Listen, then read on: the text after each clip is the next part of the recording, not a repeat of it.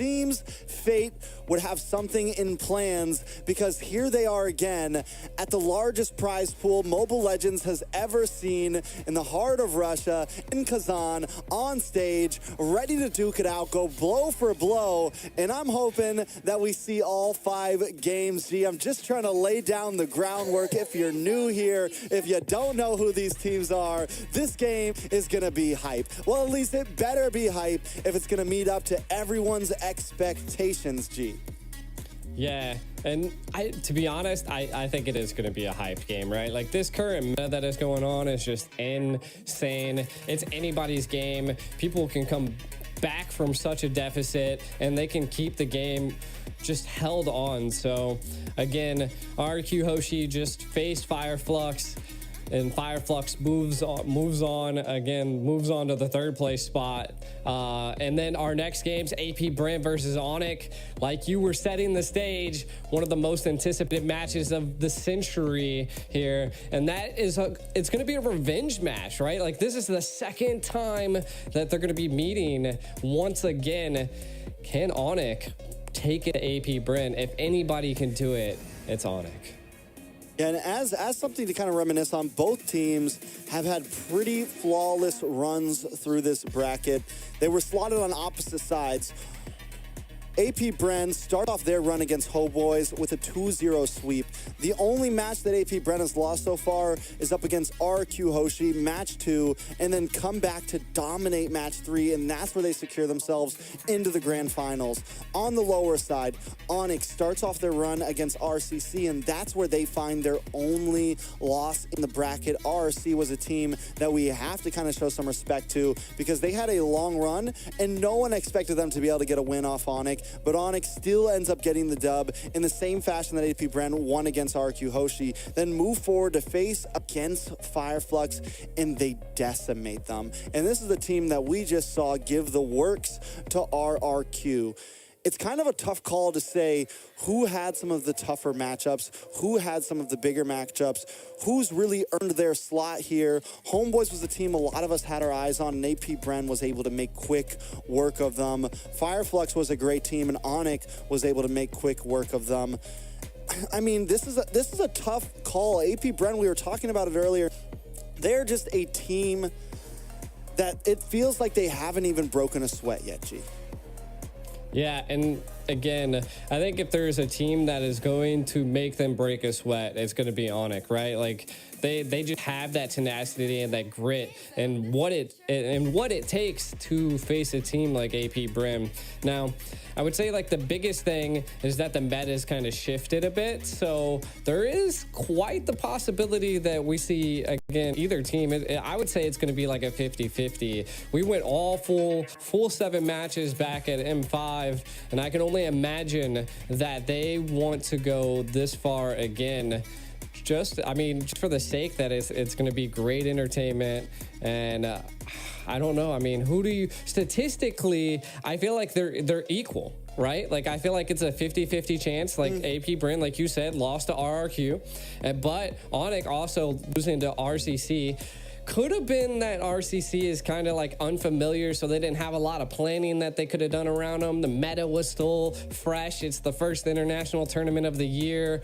They're still kind of getting the feel of it. Could have been, you know, the time zone difference could have got to them. Who knows? We could make up excuses for days. But statistically, I think they're about equal, and we'll go to see. I mean, we know AP Bren has that overall take on games where they essentially just they feel out the game early, and then they just flip a switch right there at the first Lord and make you make mistakes and take it, right? So I want to see what Onic is going to do to respond to that, and we'll see. What's your take on that? I mean, AP Bren, I would have to say, statistically, numbers-wise, AP Bren is slightly the favor here. I don't think it's anything huge. I wouldn't say it's like 80-20, 70-30.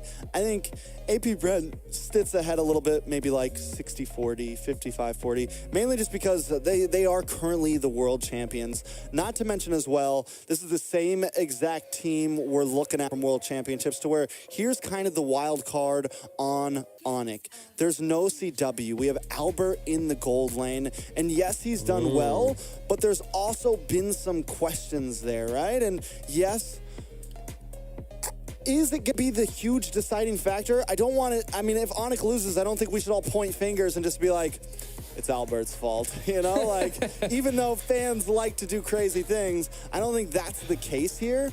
But I do think it is something we have to look at. Is the full synergy there? Is the team, without CW, without the 5-man that was playing together for a very long time, is Onic going to be able to compete against what AP Bren brings? There's always, I mean, I think any team going against AP Bren in this day and age, there's always the worry in my eyes that, like, this could be a sweep. Like, I don't care what, even Onic, I don't care what team you are right now. AP Bren is just that dominant. If they catch momentum and you are unable to break it, it is bad. One of the ways that Onic was really able to turn the tables certain times is they're losing and Keyboy gets a huge play, right? Like the huge implosion play that we saw in M5. Just things like that. You have to find that singular moment to break the flow of AP Bren. And if you can do that, then you can start to maybe secure some wins. Yeah, and I feel like what you really have to do to beat AP Bren as well is just, it seems like the only time they've ever lost is when they absolutely got stampeded. So you're just going to have full control over the map. It's just going to be kind of rough, but kind of looking at how the Digital games have played out here in the quarterfinals and the semifinals, you can kind of see RRQ Hoshi versus Burmese Ghouls, RRQ taking that, moving on to AP Bren into the semifinals. Again, this is where we were speaking, right? RRQ was able to take one on the AP Bren, but they were still able to move on. And then the same thing for Onic, right? They did take a loss to RCC, which again, one of the teams that kind of just came out of nowhere and showed that they had the grit to compete into the higher levels of this tournament. But coming into the versus Fireflux, which a team we see that is very disciplined, Onic was able to 2-0 them. This is just, again, an overall feel of how the tournament's rolled out, and it's just been a great time, to be honest, for all these teams. I think this is a great learning experience for them. And it's interesting to see how the meta has just been changed from you know, the winter time. Something that's big to talk about with AP Bren too is overall the depth of their hero pool on everybody on the map, right? If we look at their game against RQ Hoshi, there was a lot of outlander picks such as the Clint. They picked Grok in roam position against RQ. Did lose that game, but still it shows that they're willing to kind of switch things up. Their gold laner played 3 different marksmen from Beatrix to Brody to Clint up against RQ. Their EXP laner, we got Paquito, Lapu, and Xborg. They never feel locked down into one singular thing, and they always make anything work. And even when they pick some of these more outlandish picks, they don't get too crazy. They don't try to break down too many walls like what RQ did in the last game against Fireflux. They still keep it simple, but kind of, they're never scared to pick something that maybe isn't exactly meta, but still could be a counter pick. Right. I will say one thing that's kind of sticking out to me is that they either, like in the ban phase, and I mean, we could go a little bit more depth in this later, but they do not like Joy. They have banned out Joy every single time that they've been in a match against someone. And I mean, that just goes to show that if they let the Joy go through, they might attempt to pick the Joy. So I think that's something to kind of look forward to, is to see how they reply to that. But again, they have just grinded their way up from the group stages to the quarterfinals, controlling the semifinals. And I think it's going to ultimately come down to which teams adapt the most, right? Like, has Onic learned the meta and the coaches have just, you know, drafted up such a plan that it could just set AP Bren off, or it could be vice versa, right? So I think that's like the things to kind of keep an eye out for, is to see if Onic, you know, if they're prepared. Are they studying as much as they possibly can? Are they coming up with strategies that could, you know, set the foundation to the grand finals? Yeah, and I mean, it's definitely a great question. And I just want to, well, we have time. I'm guessing we have a decent amount of time. Onic, I want to kind of match up some heroes and just some of the differences between Onic and AP Bren and some of the other teams, because as we've seen, like Arlot, like there's been some of these meta picks that teams seem to always go for, but Onic and AP Bren both have a few heroes that kind of differ from the rest, whereas Boots and Flapteasy both have been rocking this Lapu in an era where we don't see a lot of teams playing the Lapu, but it just goes to show the mastery of these two players and how well they're able to get onto the back line, how well they're able to play heroes that not everyone else is running currently in a CC and Ruby meta, you know. They're still playing things like the Paquito. They're still playing some of these bursty EXP laners, and both of them are hyper aggressive. Flapteasy was the MVP for World Championships in M5, and he was kind of the game changer for AP Bren.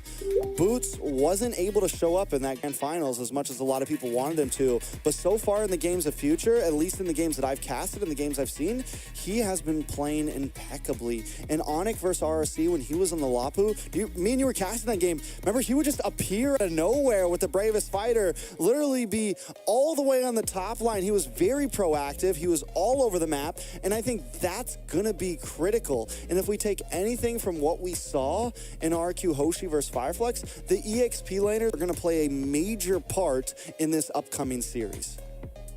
Yeah, and I mean, that's just like the grit that the EXP lanes bring nowadays, is that it feels like the team with the first EXP to be able to rotate and to be the most proactive is going to be the team that normally controls like the shift of the battles, right? So again, AP Bren has that aggression that it takes and kind of just does unorthodox things, right? Like how the Lapu was able to roam so quick into the early. And again, I think that goes to show that AP Bren is ready. They're kind of just steamrolling through the digital games, and I think they got their mind on that money. Got the money on the mind and the mind. How's that one go? I think you said it about right, I would say. Got my mind and my money and my money and my... Anyways. Rapper Rex. Now, there are... If we want to go a bit more, one thing we will say from both teams is, surprisingly on Kyrie, we haven't seen as many... He's really kind of shifted over to the utility side, and that's just because that's what's kind of focusing right now. If he can get his hands on the Guinevere, it's still a pretty mechanical hero. We do see some great things from it. He was able to play it twice against RCC, and those were both of the games that they won.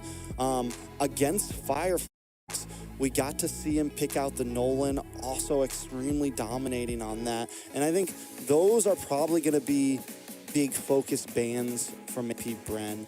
The Joy, the Gwen, and the Nolan, I think it's very possible that they don't let that through. Now, if they do, you mentioned that they don't like to ban the Joy. They have let it through one time against Homeboys, and they came in with the Hilda. They came in with the Basha, with something very similar to what we saw Fireflex do against RQ Hoshi's Fanny. They came in very aggressive. So Onic's gonna have to be careful for those baiting strategies if that's what AP Bren, like if AP Bren leaves something like that open, Onic needs to kind of use some future sight and be prepared if AP Bren wants to go for something to switch it up.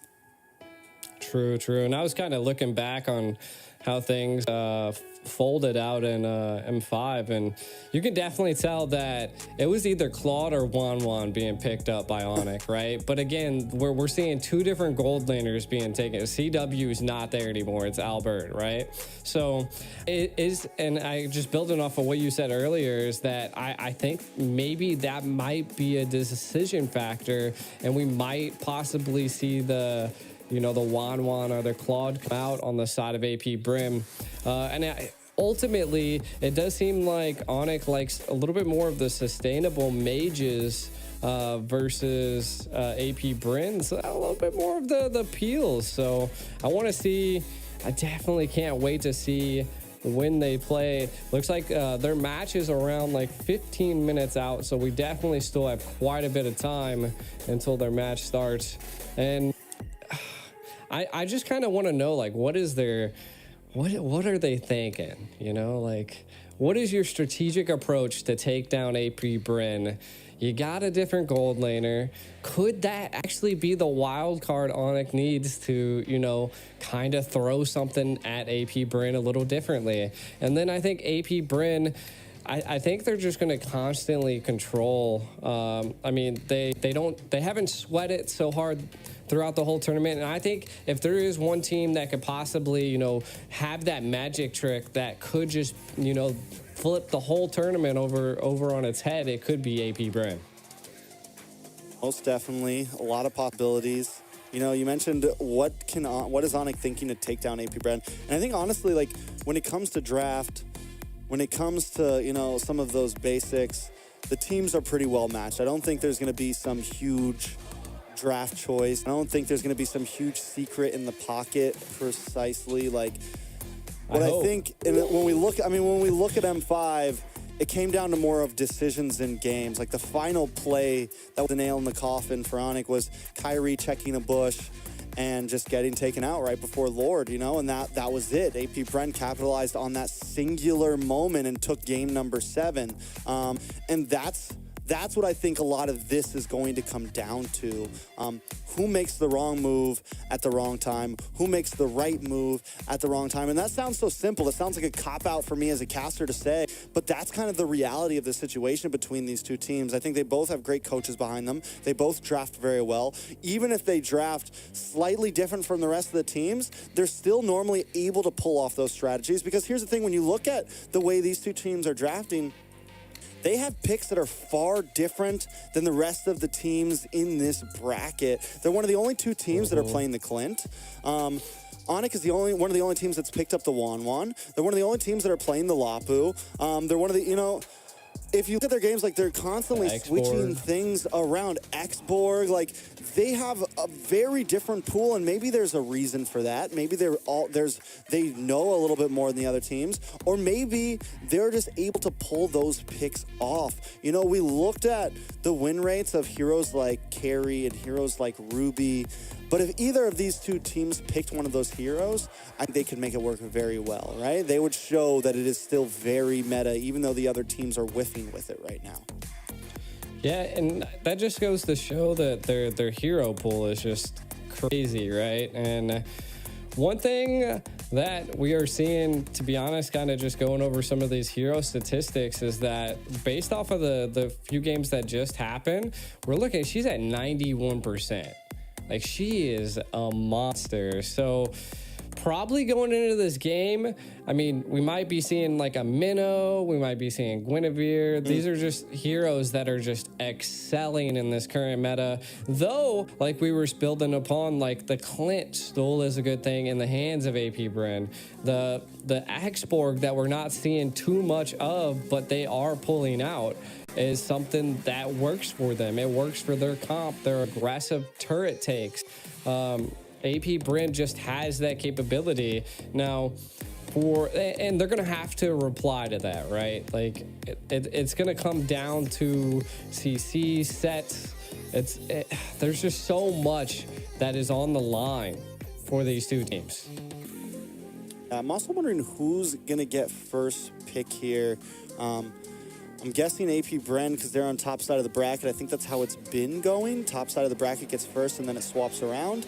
Because that's going to also play a major role here. I think some of the heroes that we know will most likely be on the ban list are going to be the Joy, the Nolan, the Gwen, and the Matilda. Those are, like, I think some of the definites, right? And if those things slip through, first pick and second pick are going to be crucial. We know both of these teams are willing to let things, like, are willing to have an open first ban phase sometimes, like willing to let 2 or 3 of those powerhouses through and look for the trades. So that's something else I'm kind of excited for, especially teams of this caliber.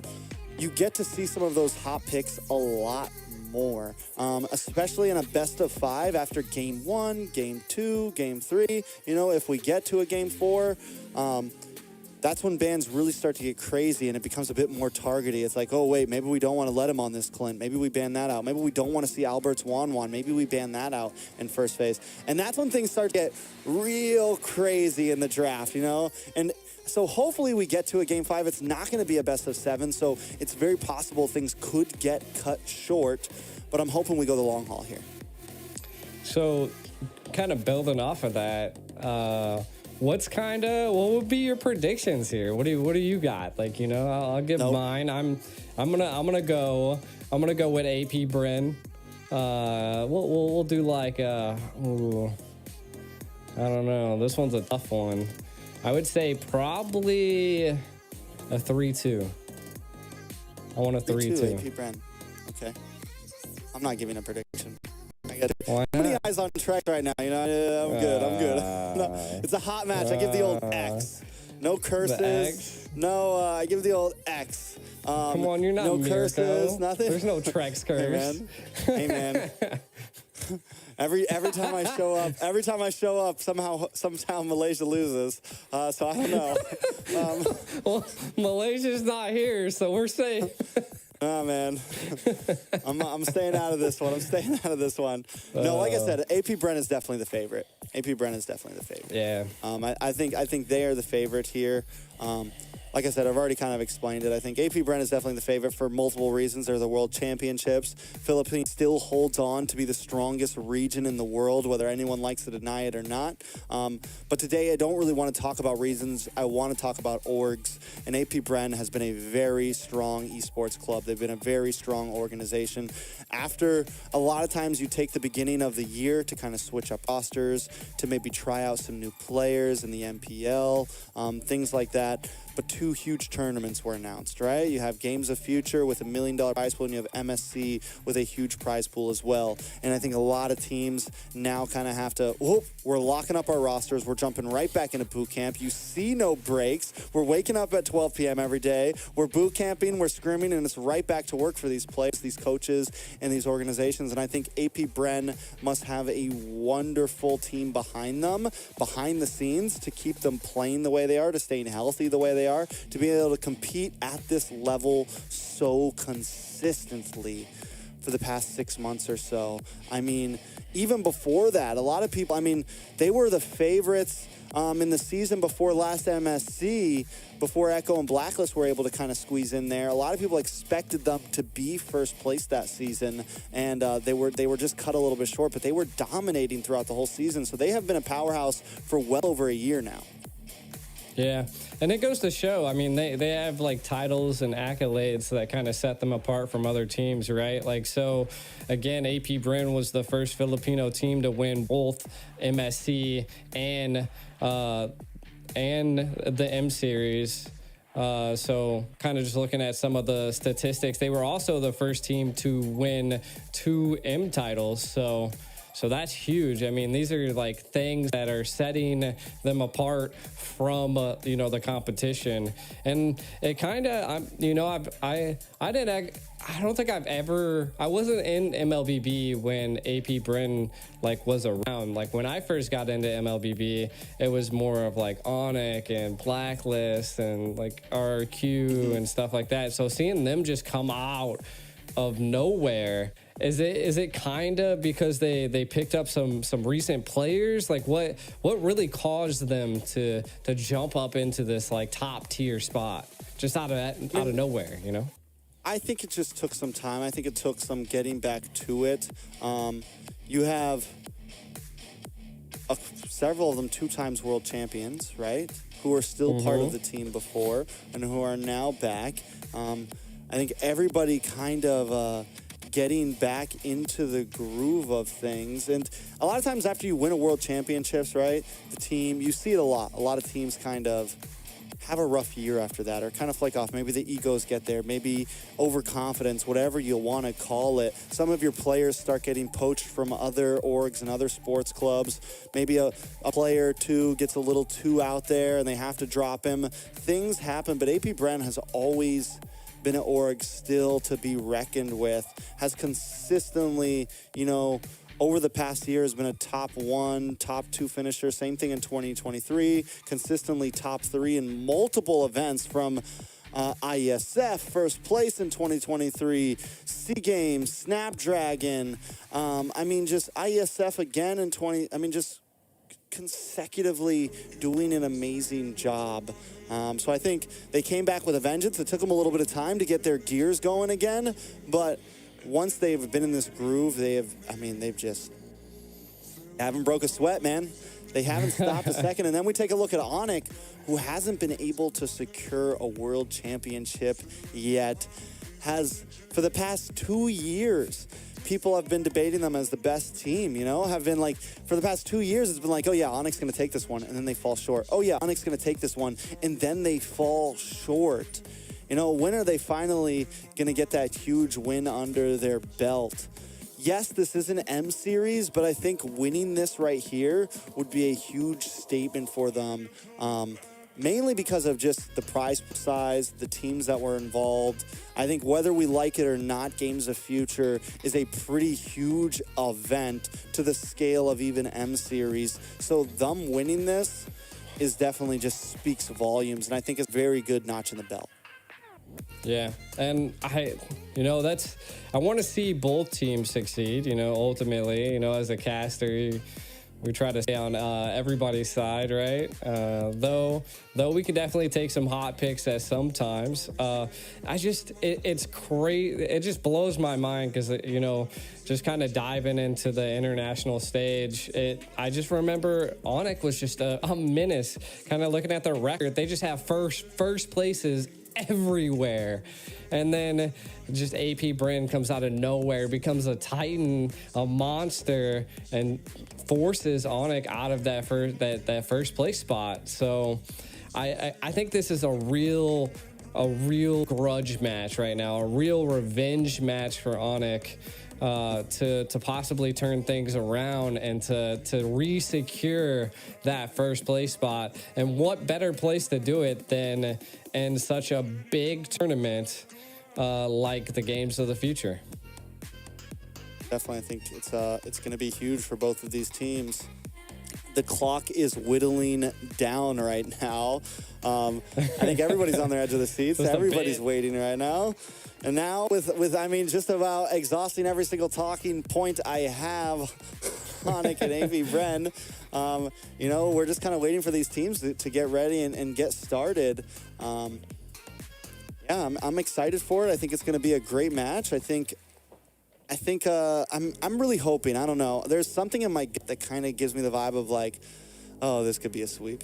Like, just for some reason, bad feeling in my gut that like, that it could kind of end up being one-sided or something. See, I like that he says it's a sweep, but who knows? But kind of taking a look at some of the rosters that we see here, everybody should know AP Bren, and it looks like we're diving into something here. AP Bren's most picks and most bans.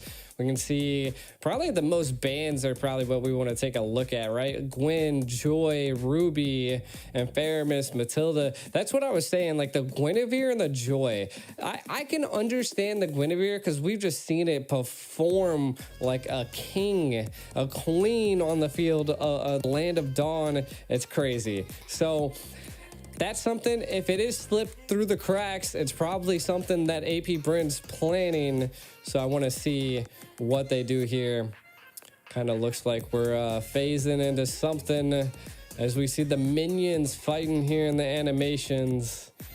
This is a pretty cool little Land of the Dawn. Now diving into Onic, right? And we can see that we got Albert, Keyboy, Sans, Boots, Kyrie, an absolutely loaded team that is ready to retake their crown to be the kings once again. Definitely. I like this. Did you notice that in the stage? You see like the little names pop above the robots. I think those are chat viewers, maybe. I think those are people in the chat where like they're like showing names above the bots who are watching. We'll take a bit more looks at some of the stats, and this is what I was talking about. The Lapu and Ruby as most picks, and it just goes to show how much Onic has been favoring Boots and putting him in this position, and no other team other than probably AP Bren has been favoring the Lapu like this. It's just been honestly insane. Yeah, and also I did see that names were like popping up on some of the crowds, and it'd be a little crazy. So, well, without further ado, let's jump into a little video so we can actually rest our voice for the grand finals. We'll see you guys here soon. In a world that seeks a balance between metaverses and healthy lifestyle, video games and traditional sport, live shows and web entertainment, we found the only way to harmony. Introducing a new era in the realm of sports, Phygital, a revolutionary fusion of the physical and digital worlds. This is an unparalleled mix of the most exhilarating and dynamic youth sports disciplines, all integrated with popular video games and cutting-edge technological devices. This unique sports format is accessible to all. Anyone can participate in Phygital competitions. Any sport has the potential to evolve into a Phygital experience. Football, basketball, hockey, racing, martial arts, shooters, and many other sports have successfully adapted to the new reality. The 2024 Games of the Future is a global multi-sport event that represents the pinnacle of Phygital sports worldwide. The event is attended by best clubs and teams, bringing together 2,000 participants from over 100 countries. It marks the beginning of a series of top Phygital tournaments that will take place annually worldwide. The current official program of Games of the Future includes 21 innovative disciplines. They are classified into 5 groups, which we refer to as challenges: sports, technology, speed, tactics, and strategies, openness, show, fun, and healthy lifestyle. Coming our way is the exciting Phygital era. So stay tuned, join our global Phygital community, and come over to the upcoming Games of the Future. Emerge as winners and heroes of the new era. Games of the Future, made for young generations.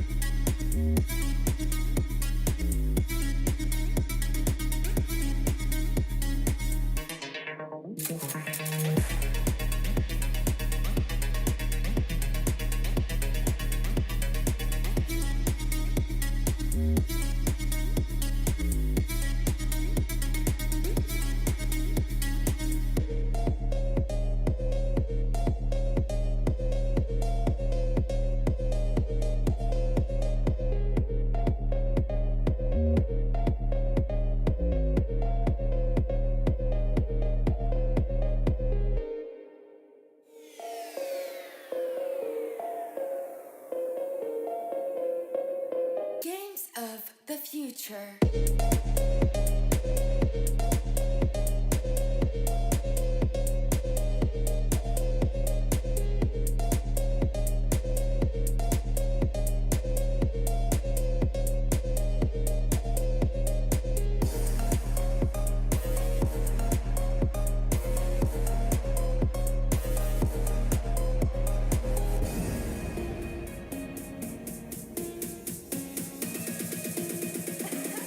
Games of the future.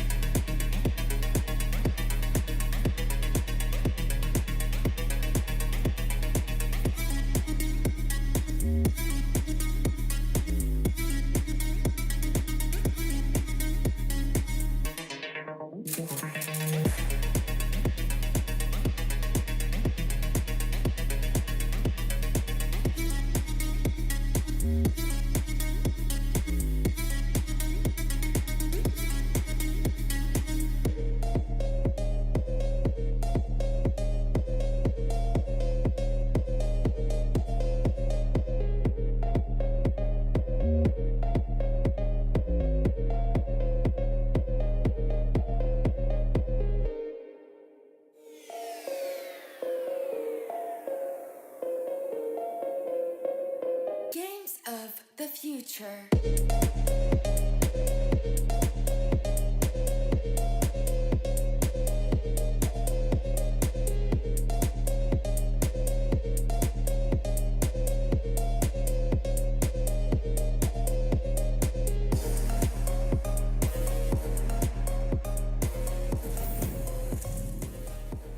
All right, G, we're finally back. This time we got the real backdrop. We got the land of dawn behind us. And it's a vibe.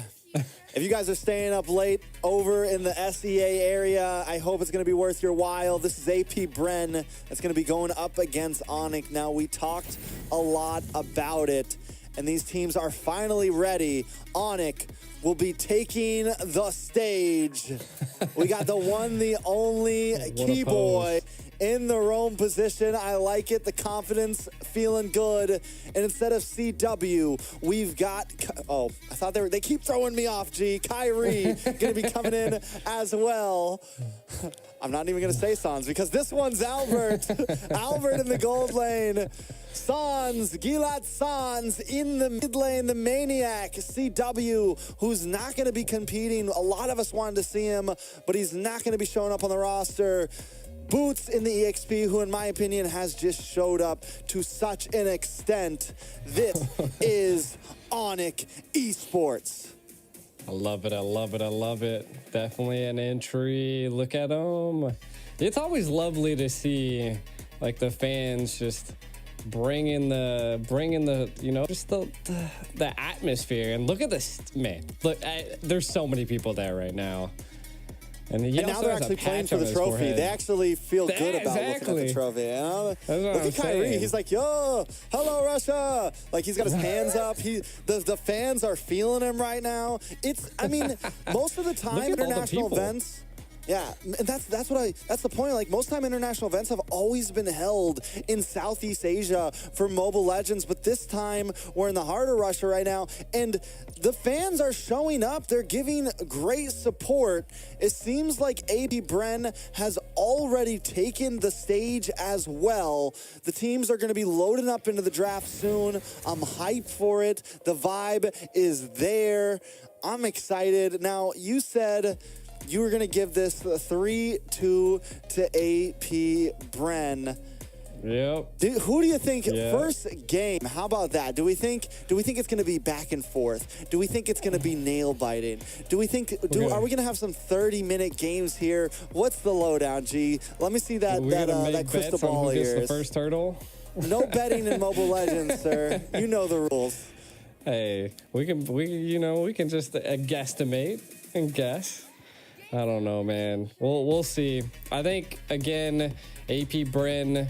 I have the feeling that they're here to play. Like even though a lot of people say that Onic is going to be the team that makes them sweat, I feel like, I don't know. I feel like AP Bren is just a different team from what I've seen before. So the way they've just like steamrolled through the semifinals and the quarterfinals was just different than I've seen any other team, right? Even when we watched and cast Onic's game, it seemed like Onic was just a little bit on the back foot on sometimes, and they just didn't know how to make some of the key plays. But again, that's just, you can live and learn from those types of situations. So I'm hoping that that's the case right now. What do you think? Like, I mean, do you think, again, you're not going to give us your prediction, but I mean, I personally feel like AP Bren just is smooth right now. Uh-oh. Yeah. I mean, if time would tell, AP Bren is known for kind of taking the first game here. I think if Onic can get game number 1, I think it's huge. Like, I think game 1 is going to be a major tone setter for this series. And game 1 could maybe even tell us the future of who's going to win it all. If Onic can come in strong and immediately put AP Bren off pace, like immediately kind of mess with AP Bren's mental and build themselves the momentum, I think it could maybe be the win for Onic overall. But both of these teams, we've seen them come back after taking a loss, after taking 2 losses. We've seen them pull themselves up out of the gutter and still secure a series. We've seen them be thousands of gold in deficit and still secure a game. So it's a tough call. Both teams are known for pushing the boundaries of Mobile Legends. Both teams have extremely star players on them. I mean, if there's any 2 teams we guessed were going to be here, it was these 2 teams.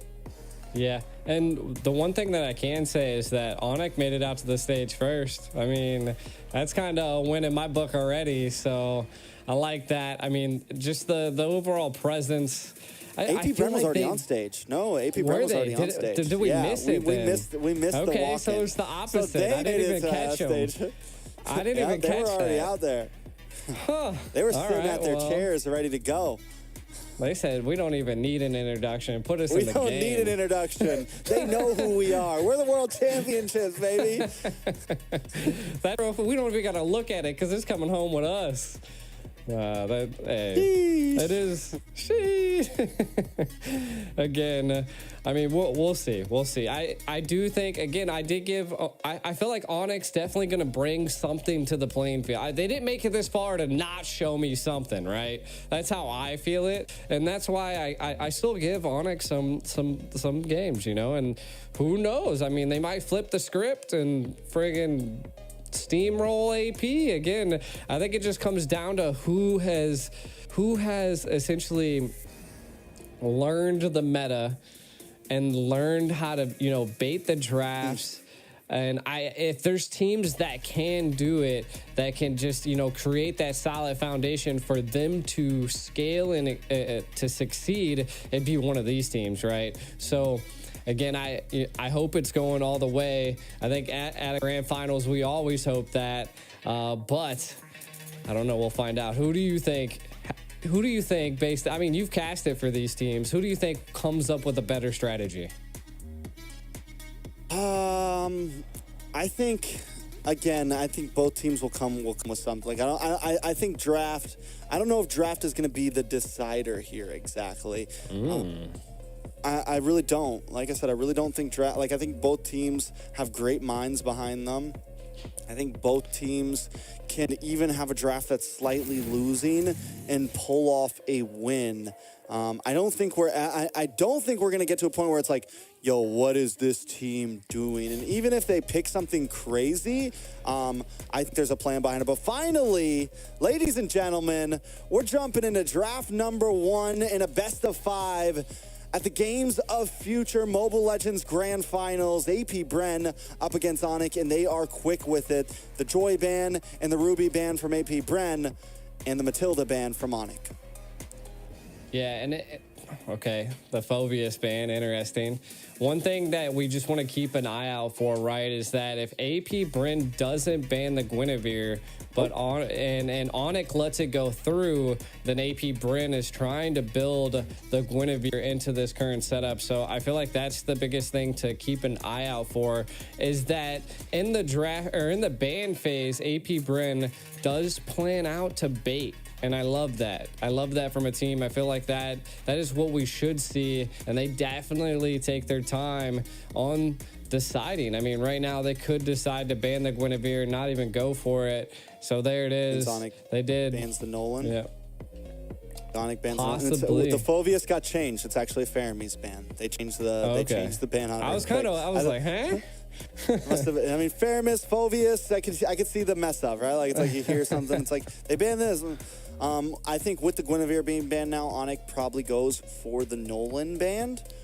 Maybe they leave it open, and that could be the start of, you know, we were talking about baits and everything. Definitely a possibility there. Go for something where you let them have it, and then we pick up the Hilda or something very aggressive to enter your jungle with. So yeah, a lot of things. I was actually wondering, would AP...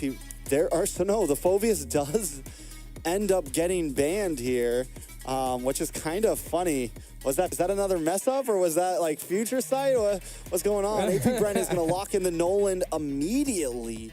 Did Onic not think that, like, they ban out the Phobius and give them the Nolan? Do they lock in the Wan up front here? I'm wondering, what's the plan here? It could be any situation here, right? I mean, there's plenty of heroes that could be available for that. I mean, again, first pick into a Nolan. I feel like Brett's they should still go open. some type of I was about to say like a utility, a tankier hero, because you definitely don't want to be that one person that gets one-tapped by the Nolan. So, I think the Wan would be one of those heroes that would get one-tapped by the Nolan. So I like it. Okay, the Navaria could, I mean, again, you're going to definitely have to overextend to be able to meet and reach the Navaria. And then Arlott. I like Arlott as well. A very utility type hero. Allows you to scale, allows you to set the team. So it gives Onic the potential to, you know, scale and control some of the team fights. But AP Bren clapping back with the minnow, which I like as well. They definitely picked that up a few times, and the minnow does have a really good win rate right now. And the Harith into the gold lane there. Oh, God. I mean, there's like the small possibility that it could be flexed. But still, and this is what I meant, man. We're already seeing, it's such a different draft than what you would see from any other teams in the bracket. Onic gonna lock in the Fredrin here, so it looks like they are gonna go the utility route, something to deal with the Nolan. The Phoveus was banned out, so I'm still kind of predicting maybe we see Albert on the Wan. You do have range, you do have something that can kind of still poke lanes and kind of deal with the range of the Harith, because one of the problems with the Harith is he has great poke, he has good wave clear in the early game to deal with a lot of marksmen. So that's, I mean, I'm just wondering, like, when I see the Phoveus, man, I got to think their plan was to pick something dashy here, unless they were just anticipating or testing the waters to see if AP Bren would go for the Nolan. It's like, we're going to make that pick look so juicy for you. We're going to ban the Phoveus and leave Nolan open. It's like, there has to be a plan here for, like, an idea here to either be aggressive, get into their jungle, something like that. Yeah, and I mean, the Claude is still a viable pick as well.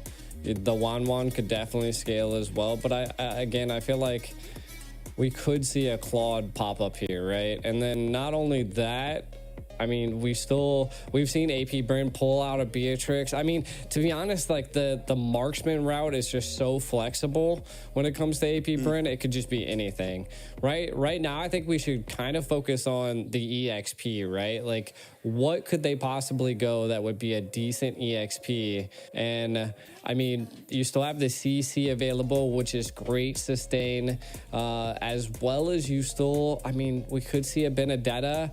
I mean, we could still see a Paquito. I feel like something that's going to get into that back line to reach the Navaria. They take a lot away from Flat Easy here. No Xborg, no Phoveus, no Thamus. They pick up the Arlott. The Lapu is still open. Clint Ban comes from AP Bren. I think Lapu could we know that AP Bren has kind of fallen to that pick before. It's definitely something we could see Flap Teasy pick up here. The Paquito is also still open. So definitely still plenty of options for AP Bren. And both of those picks kind of give what you were talking about, getting into the back line, ways to target down on to Sans, who's going to be on this Novaria most likely. Yeah. So seeing what Onyx going to pick up here, the CC. Okay. All right. I like So it's going to be a Rome Arlott. Yeah. Yep. I mean, the Arlott in the Rome position is probably the key right now. And again, but I think AP Bren's kind of got that in the bag. It's going to definitely be, it's going to come down to strategic positioning here, right? We're going to have to see the Arlott just be in those key places to be able to catch the Nolan, to catch the Harith, right? And what? Glue. Glue boy. First time in the tournament? First time. So here's a pocket pick. Is it something that they think can deal with the CC here? How's it going to be able to handle it? It's another one that can also kind of get to the back line, cause mayhem. I'm not completely against it. I'm kind of a fan of the glue. I'm kind of sad that it fell off the meta. I think it's an interesting pick. And now there's your Claude. Going to be locked in for Onic. Vexana for the side of AP Bren. It's only game one, and the draft is already interesting, and we thought nothing less of these two teams who are never scared to pick something a little bit outside of the meta. This is awesome, right? This is what I was saying. Like, the teams probably had that, like, the rabbit in the hat, and maybe it's glue. Maybe it's like no one's ever tried him.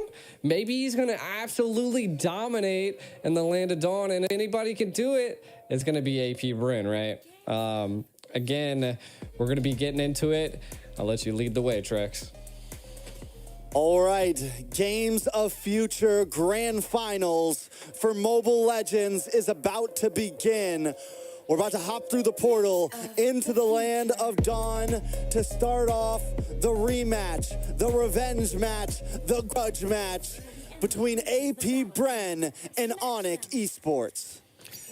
Right, kind of getting into this, the nitty and gritty here. I really want to focus on this glue pick, right? Like, what is it going to really establish here? And I think what it's going to do is really, like, kind of like what you were saying, being able to split, get into that back line, and be able to displace some of Onic at this point. Now, Onic, I love the early aggression, kind of keeping Super Marco at bay. But again, I mean, that's just them poking and propping at this point. One thing also, at the very end, AP picked up this Vexana.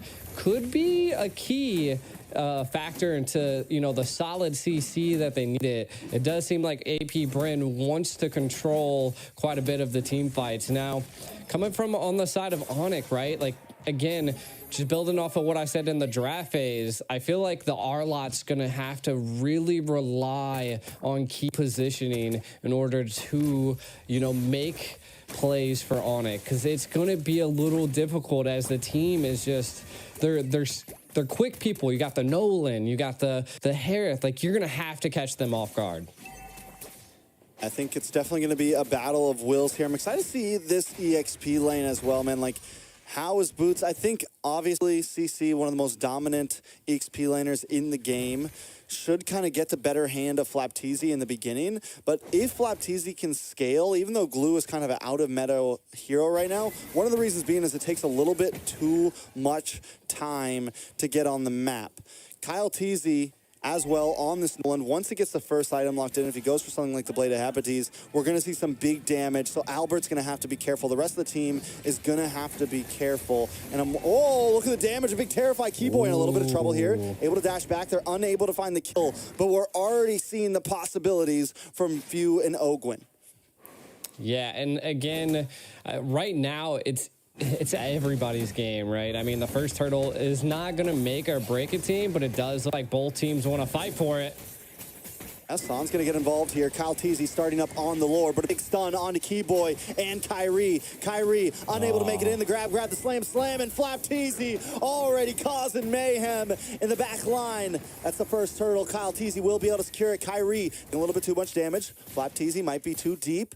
Nice immobilized onto two members. Boots trying to steer him away, but now Kyle Teasy making the move onto the purple buff and going to steal that away. You know, I wasn't really even thinking about this, right? Like, they're going to collapse on Boots, though. Boots in trouble, getting knocked up, taken out. Flapteezy picking up the kill. All right, back to my thought, right? So the glue, what AP Bren is utilizing the glue for right now is to control the neutral, the split and jump onto Kyrie, and if they can control Kyrie, they can control the game. I feel like that is their ultimate strategic plan right now, and we'll see if they'll be able to bring it to fruition. Oh, and not to mention they really a lot of damage on Boots there. Boots gonna go down. AP Bren leading 3-0 right now. 2,000 gold lead, almost a 3,000 gold lead at this point. AP Bren is stomping in the land of Dawn. We've seen Onic in this position before, though. But what they're going to need to try to turn things around is some big sets, some big plays. Albert still in the game, hasn't gone down, but with AP Bren taking away that tier 3 this early, Flapteezy is going to be able to move around the map so much more. Yeah, the CC is having such a tough time with the glue, the sustainability that he brings. They've already taken all the gold plating and the tower, which is what really is scaling them right now. If AP is able to keep this up, Onic is going to have to find a response. And I feel like, again, the response is going to come down to Keyboy's positioning. And we can already see the burn from Kyle Teasy. No. Woo. That's disgusting, bro. This is looking a little rough. It's 4-0, 4,000 gold lead, 4.5 minutes in. That's about 1,000 gold a minute right now for AP Bren. Onic unable to even get close to him. Ogwin, just look at the micro steps that he's doing here. They're gonna roam up and they're gonna take all of the gold plating off this tower and probably the tower itself. This is huge for AP Bren. Onic, they have to find responses somewhere, and there's no jungle left. Man, again, it could be anybody's game, but the snowball effect is definitely in place for AP Bren. Yeah, this is the Bren effect at its prime right now. Bren effect, huh? The Bren effect, man. And they're just, I mean, it's like, because here's the thing, they can always switch it up, man. They can either completely dominate you in laning phase, or they can take a slow approach. They are the best of both worlds. They have the discipline of the Philippines, but the aggression of several other hungry regions out there. They're willing to take things slow if they need to, or they're willing to be in your face at all times, and you just never know what AP Bren you're going to get. It is true. It is true. I mean, they definitely bring out the difference in a game. We can kind of take a look at some of the items. A Hunter Strike already secured by Kyle Teasy, looking for that speed, just controlling the overall jungle. And you can see that he was looking for that purple buff, but looking for a kill. Did he get it? He did. Yeah, no purple for Kyrie. Oh, man, this is just going downhill for Onic. I think they're going to have to find some type of breathing room, but will AP Bren give them that breathing room? And it doesn't look like it right now.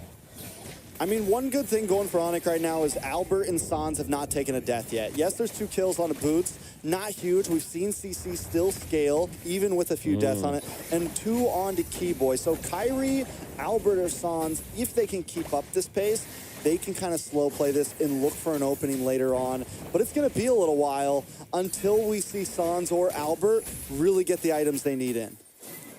Yeah, and I mean, that snowball effect is just in place now. AP Bren are staying together. So again, I think Onic's going to have to just kind of give up some of these neutral objectives. And if they don't, then they're going to give up their life. So we'll see. Again, building off of what you were saying, Albert not dying is still a good thing. You got 4,600 gold versus 5,600 gold, 1,000 gold difference between the gold lanes, and the Hearth is just only going to scale from this point onwards. You only can see a corrosive scythe being picked up by Albert, and to be honest, everybody is lacking items. Everybody's just got like pieces now on the side of Onic. They're getting what they can right now. That's about it. That's what I'm saying. It's like a puzzle piece. They're trying to put something together, but we'll have to wait until about the 10 to 11 minute mark for it to finally come together. I mean, Booth had to take a slower pace, went for the Dreadnought first, got the breastplate in, just got the War Axe in. Albert looking like he's going to finish the DHS soon, so that's good. He'll have the Corrosion, he'll have the DHS, then it's just on your way to the Wand. He could maybe switch up and go for Wand first, but I think he's going to lock in DHS before that. We'll see. He had the Vampiric Mallet or whatever it is in. So both, I mean, they're definitely on the slow pace. Sans has the book in. Not going to really give damage yet. They definitely need another item in. And by the time they get that item in, AP Bren will already have their 3rd in. So, I mean, it's a little bit of trouble, but Ogwin taking a little bit of damage, going to get pushed back. Flap Teasy unable to make the advance. Everybody locking on. Albert able to get a couple free shots in. Flap Teasy still gets away, but look at Kyle Teasy on to Boots. Boots able to just survive. AP Bren not able to cause the damage they wanted to. Onic able to turtle up very well. Definitely. And the first Lord coming down. I feel like this could be a turning point that if they could possibly do something, but Onyx utilized quite a bit of their utility right now. San's the only one that really doesn't have an ultimate at this point, and they might just try to bait it here. You can already see the discipline coming from AP Bren. They're controlling the lanes before attempting to take the Lord. Trying to get vision here. Onic might attempt to try. We'll see Keyboy trying to keep them at bay. Lord just smoothly falling into AP's hands. Oh my God, Keyboy in a little bit of trouble. Gonna get grab, and slam down. Kyle Teasy able to pick up another kill. 3-0 in 1. Nolan's on fire right now. AP Bren takes the Lord. Onic just biding time at this point. Yeah, I mean, it's kind of rough, right? Onic, what do they really need to do? I feel like they have the ability, they have the heroes needed to mount up a defense here. And I feel like that is what they need to do. Again, they're playing passive, not losing the key. The Claude's not going down. Albert staying alive. Kyrie staying alive. Again, the only person that's fallen has been Boots.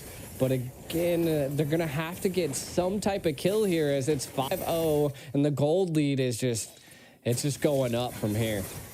Okay, good call by Sans there. Sends a meteor to check that bush and finds Kyle Teasy, forcing him back a little bit. Flap Teasy under the towers, though, taking a lot of hits to the face. Okay, a lot of damage on Ogwin as well. Onic, not to defense of the appraisal's wrath, finally puts a kill on the map for Onic. Albert into the back line with a blazing duet, looking for Super Marco. Super Marco drops him on force, able to also get some more poke off, but Onic does defend without losing an inhibitor.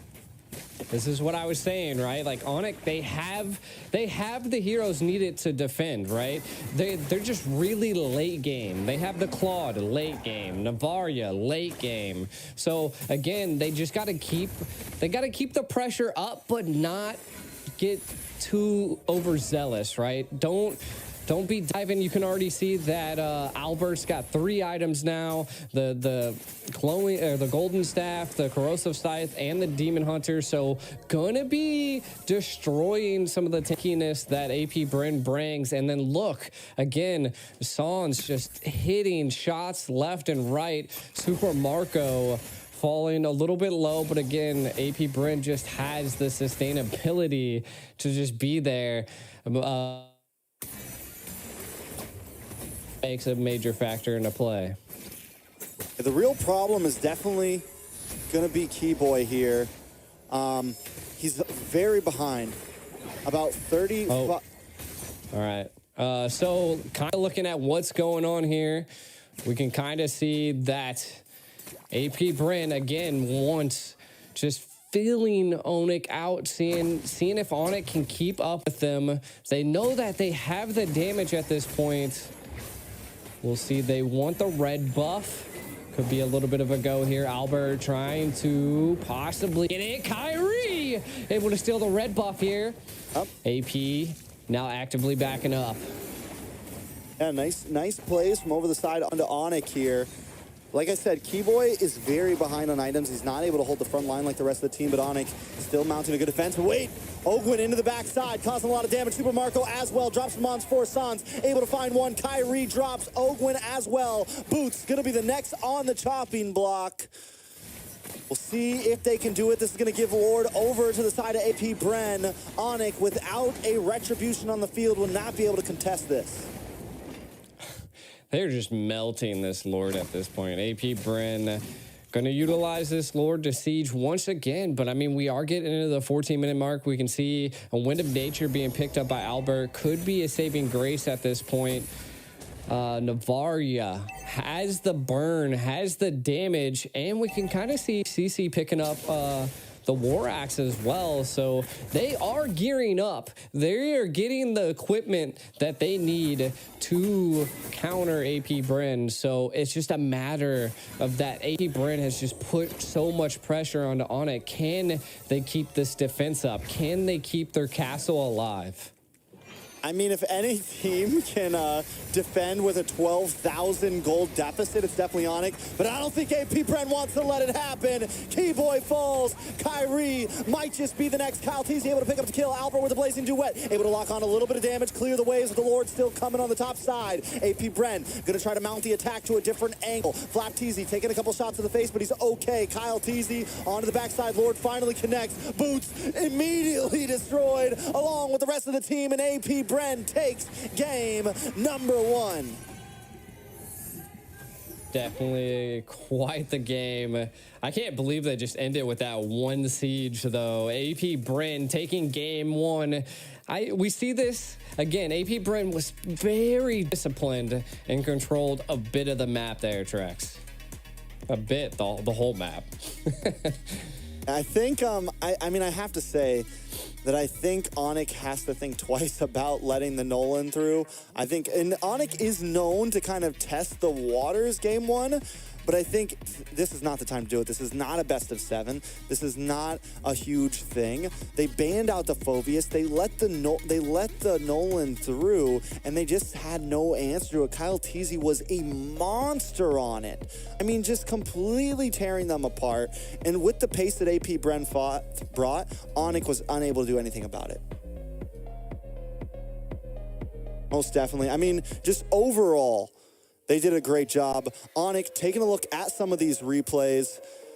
AP Bren completely controlling the pace. And even at around 10 minutes, when Onic did start to put up some fights here and there, it still was not enough. They needed definitely another 10 minutes or more to be able to compete here. They needed a lot more time to be able to even make it, G. Definitely. And I mean, we could just see Onic trying to hold on with every grasp that they possibly could into this game. Well, I just feel like the major factor was that the glue just came in clutch so much for AP Bren. And you can just see they again, the R-Lot, Keyboy did try to make some key plays, but it just wasn't there as AP Bren was just scaling and snowballing. This was another take right here. They were just not allowing Kyrie to get the buffs that he was needed. And then look, the split, just too much for Onic at this point. And then this would have been the final siege, if I'm not mistaken. God, look at that. The layers of CC there, the layers of crowd control there, with Few bringing in the Guardian, getting the big knockup, then Ogwin getting the Minoan's Fury. Onic did not have an answer to all that, and because they fell behind, it was just far too much. They did a valiant effort at defending it, but AP Bren, the Bren effect strikes, and there just wasn't a way in. It's nighttime now in the digital arena, but the bots are still watching. If you guys are out there at all watching, big shout out to all of you. Let's take a look at the MVP. Flap Teasy 1-0-9 on a glue. Hey, again, 47% of his team damage, or the damage taken, which is crazy. So not only was he the DPS, he was also the tank. So he was just, again, the glue just came in clutch. I mean, it kind of countered the CC. Like the CC, it split the damage between a lot of the minions. It was just overall such a wild pick, but actually came into clutch. Could have been something they were just planning. Like I said, if there's any moment, the grand finals is the moment you pull out all the stops. There's a lot of money on the line. Flap TZ going ham. Yeah, I mean, and it works similar to what the Ruby brings in a sense. It's not like it's not like a hard backline diver, but it can hold the front. And something like with Kyrie on this Fredrin, something like that wants to walk in, it makes it very tough. And we saw it at the very first turtle. Kyrie was not able to get an angle. He was over by the tri-bush. Flap Teasy's there waiting for him, getting the stun, then the grab, and just completely denied Kyrie from being able to get into range of even using a retribution. Yeah, and I mean, this just goes to show that just Flap Teasy is just so diverse. I mean, we can see some of the kills. It was like 12-2. just Onic was just not able to get too much. We can kind of look at Super Marco and Sans here, 2-0-7 versus 0-4-1, and the gold lead was just astronomical. It was just Super Marco was on the rise, and I felt like that they just got so many key picks after the glue. I don't know if they knew what to do. I mean, there's definitely a lot to do there, a lot to change. And mark my words, I said it wasn't going to have anything to do with the draft. Well, that game, it had a lot to do with the draft. Come on, Onic. But definitely, I mean, I think it all started with letting the Nolan through. Then it moved on to more things, into the nature of you banned out the Phoveus before you let the Nolan through. And then lastly, the glue was just kind of the nail in the coffin, and it was just something that AP Bren had ready to play, had ready to pull out, and it worked very well. So now it's back to the drawing board for Onic. They have to come differently. Now, do I think they're going to draft like that again? No. We saw something similar in previous matches between Onic and AP Bren on game 1 back at M5. They let Kyrie play Benedetta jungle, which a lot of people were like hyping up because people were seeing Kyrie run it on stream. So a lot of people were like, is this thing going to work? And it just got demolished. Like, it did not work at all. So what I'm saying is Onic has been known to be like, all right, we're going to try something in game 1. We're going to see if we can use this to get some momentum here. And it seems like when they do that, it doesn't always work in their favor. So I think it's kind of back to the basics. You know, that's kind of been the rule of thumb tonight between a lot of these teams. Same thing with Fireflux versus RQ Hoshi. Sometimes you just got to get back to the basics, man. Hello, got Kat. Like a third caster trying to come on the desk. Guest star on the stream. I'm telling you. Who do you think's going to win? No, Kat, what do you think? I think she said AP Bren, you know. Oh, nice. Fan of the bees. I'm joking. Yeah, no, she's all white, so, you know. I think that she'd probably like an Onic, you know. Onic would probably be a better suit. It's an animal, you know. I'm not... AP Bren is... Bees are animals? Like AP Bren are the bees, man. They're the bees. I guess buzz. the bees, yeah. Yeah, they're the bees. Cats don't like flying things, though, so... That's fair, that's fair. We also got All right, so coming into game number 2. You got a whole zoo over there. I got a farm over here. Who left the door open? Who left the door open, man? What happened? It is what it is. But hey, it. Game that kind of went down. The biggest thing that I seen that happened was that really it kind of came down to the draft, but I think it also just came down to that the lanes were just very countered, right? Like, we seen that the glue was just such a great counter to the CC, and we just noticed that, like, it was just overall a good pick, right? And I think that ultimately turned Onic on its back, and they just didn't know what to do. Again, kind of building onto the Nolan. The Nolan was nice too. Just, it was fast, it was quick, it was constantly invading Kyrie, and just it just was too much for him. I like the R-Lot pick. Like, I felt like it was a good option. It just, the scaling wasn't on Onic's side. I mean, there was just a lot. I think there was scaling on Onic's side. They just weren't able to catch the wave, right? They just weren't able to. They got completely denied in the early game. And AP Bren were just, I mean, they took their composition, they ran with it perfectly, right? They completely denied Onic of even getting to a point where they could do the damage. Even when Albert got the 3 items in, this was our worry, right? We said, yeah, they'll get 3 items in, but then AP Bren will have 4 or 5. Not to mention Keyboy gets caught off early, who's their roam. He was sitting at, he had like an item and a half locked in when everyone else had 3. So he couldn't even hold the front side. It pretty much came down to Kyrie being the tank for the team, and it just wasn't enough.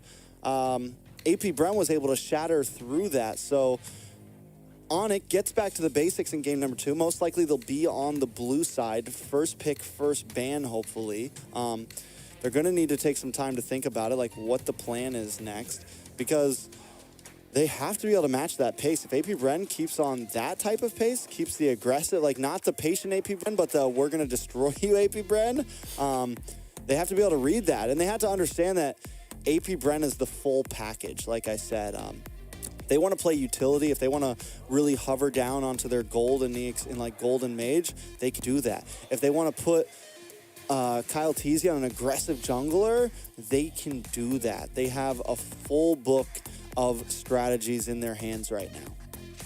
Yeah, and I think that's the hardest part, right? Like, it's like the only thing that I believe like that Onic could do is that they need to bait something in the draft phase. Maybe they have a strategic plan to go against a Matilda. Maybe they have a strategic plan to go against a Guinevere or something like that. Bait out something that they can actually counter and utilize is something that maybe Onic needs to kind of think about. But yeah, I mean, from what we've seen in that last game, AP's Bren's pace was just, it was like calculated. It was smooth. There was just like, there wasn't any mistakes being made. Like when they came to play, and I ultimately do think it came down to some of the counters just because Onic was just losing lanes left and right. I mean, we seen the EXP lane fall first, and then the gold lane, and that was before the 5-minute mark, right? Like the gold platings weren't even gone.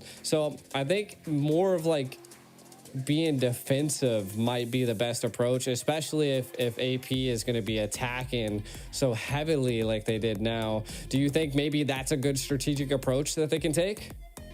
Yeah, I mean, definitely they could be defensive. They definitely have to not let AP Bren get a composition that's going to allow them to be that aggressive, or they need to play the aggressive route themselves and have something that can compete with that. I think a lot of that's going to come down to, some of those picks. I think I'm wondering, how was the Keyboy pick on the R lot and everything? It kind of lacked a little bit. There was just a few things. I think they just got caught off guard. I think from the beginning they just didn't plan maybe for AP Bren to pick up the Nolan first pick, and then after that, they didn't plan for AP Bren to just be in their face so fast and so immediately. So whether they go defensive, whether they get aggressive, they now at least have feel for AP Bren, and there's kind of no excuses. They're going to have to change things up coming into game number 2. And I feel like that's how it happened last time at M5, right? Like it seemed like AP Bren was able to take that first game, but then the next 2 games went to Onic. So again, they do seem to have a bounce back aspect to them. But I feel like this meta is just so wild right now that any hero is viable as long as someone knows how to play it. And it seems like they're not sticking with the meta, so I feel like that's the hardest thing to predict, right? Like if I was Onic, like you need to really take the steps lightly, and if you have the chance to choose first or second pick, it might be an advantage to take that first pick and maybe try to secure something that just is overall even a Nana, right? Like being able to displace, to stun, to stop a frontal assault, to kind of slow them down. I feel like that's what the Navaria was for, but it just, again, was a late game mage paired with a late game gold lane, and it just, AP Bren was like, we're not going to the late game. Yeah, you see none. You see none at all. And with the amount of CC they had, it was insane. So nextly, it's like if AP Bren is gonna pick things like that, like they're also one of the only teams that have like gone for the Vexana. We've seen Onic pick up the Vexana once. We also saw Onic pick up the Odette before. Like maybe we could even count all this and say Onic maybe should think a little more outside the box. Maybe not in the sense of like not giving. I definitely don't think you can give up some of the powerhouses right now. I think like the Guinevere, if you're going to give up the Nolan, you need to be ready to, you better get something very valuable in hand. I think there's a few heroes right now on the block. Quinny, Matilda, Nolan, and Joy. Those are some of the picks that you cannot let through unless you're getting one of the other ones.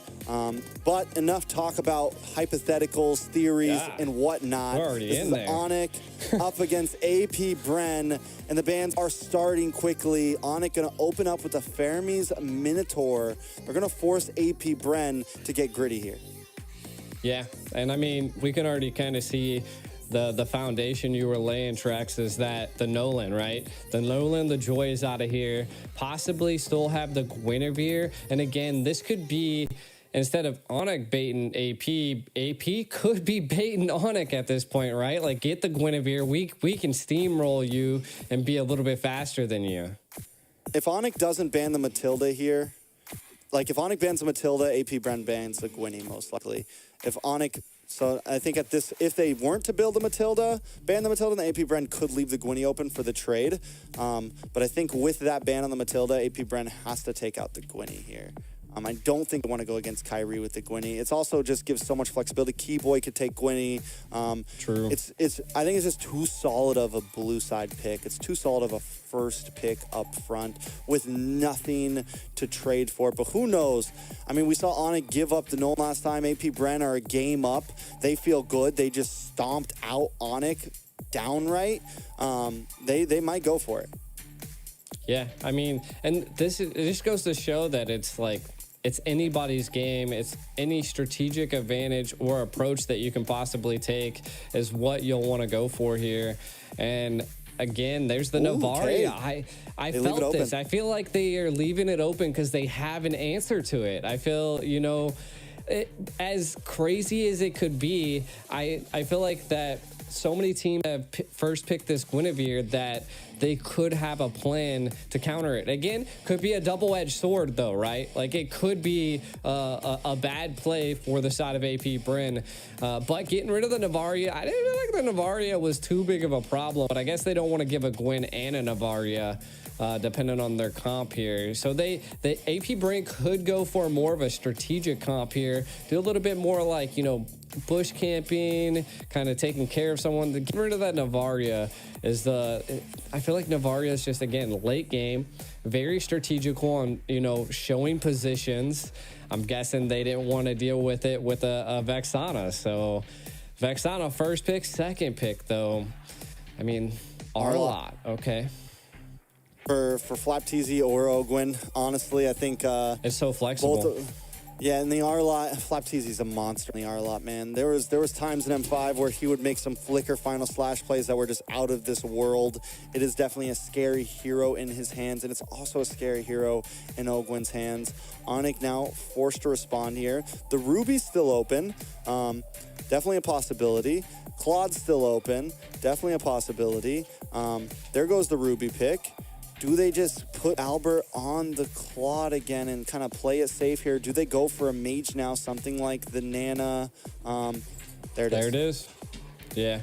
I mean, the Nana is definitely a good play here. It just, again, it's going to slow AP Bren down, which that's what we essentially, so not only the Guinevere, but also the Ruby and the Nana at this point is just it's gonna keep them at bay, stop that aggressive approach. That's why I think AP Bren's going for more of the tactical approach. And of course we'll get to see that in game, but I feel like they're going for more of like, we're going to catch you off guard and take you out, or, something like that. Of course, they pick up the Claude, which, again, I feel like is a really good play into this, but it's going to be a very, like, you're going to have to be super precise with the Claude with dealing with a Nana, a Ruby, and a Guinevere at this point. This is wild.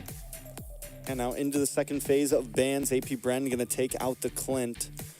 Onic, on the other hand, they need to focus in on to junglers, maybe roamers, maybe EXP laners. It's a bit more open and on the field. I think junglers could be the route to go. Trying to think of what can give problems to the Guinevere. And again, it's tough because AP Bren could literally pick anything, and I wouldn't be like, I don't know about that. They're going to ban out the X-Borg. They ban out something like the Fred? Do they ban out something like the Akai? Do they ban out something like the Basha, A lot of possibilities. Maybe they ban out the Tigreal.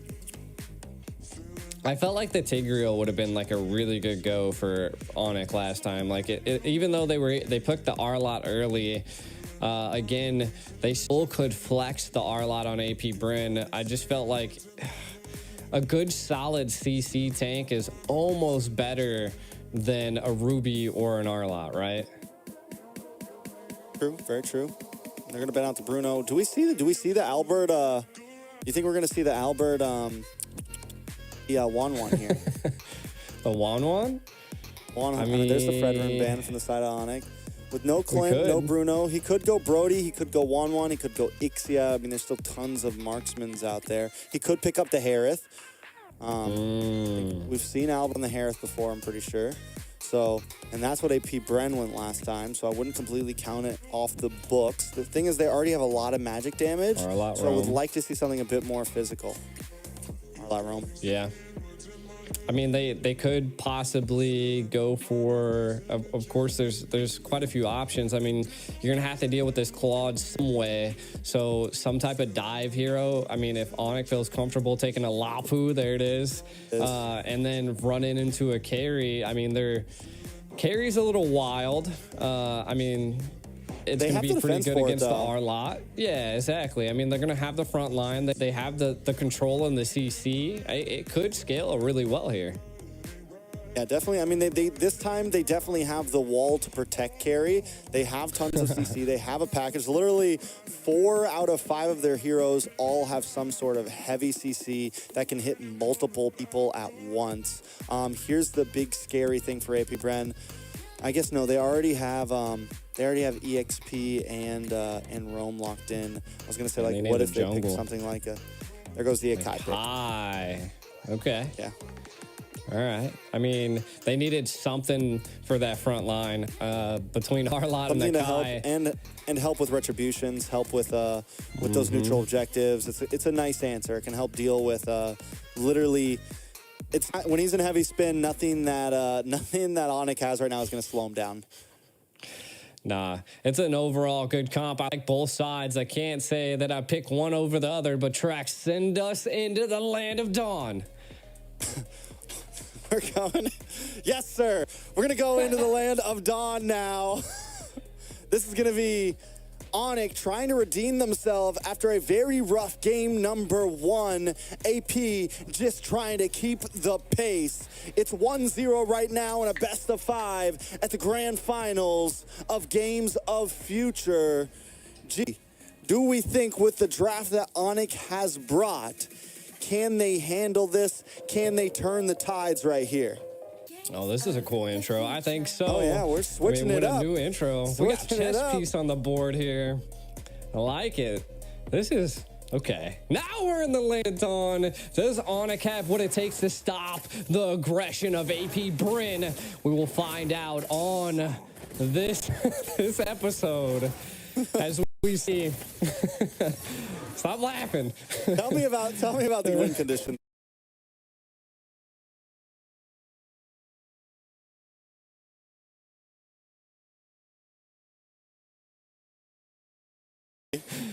All right, Onic here.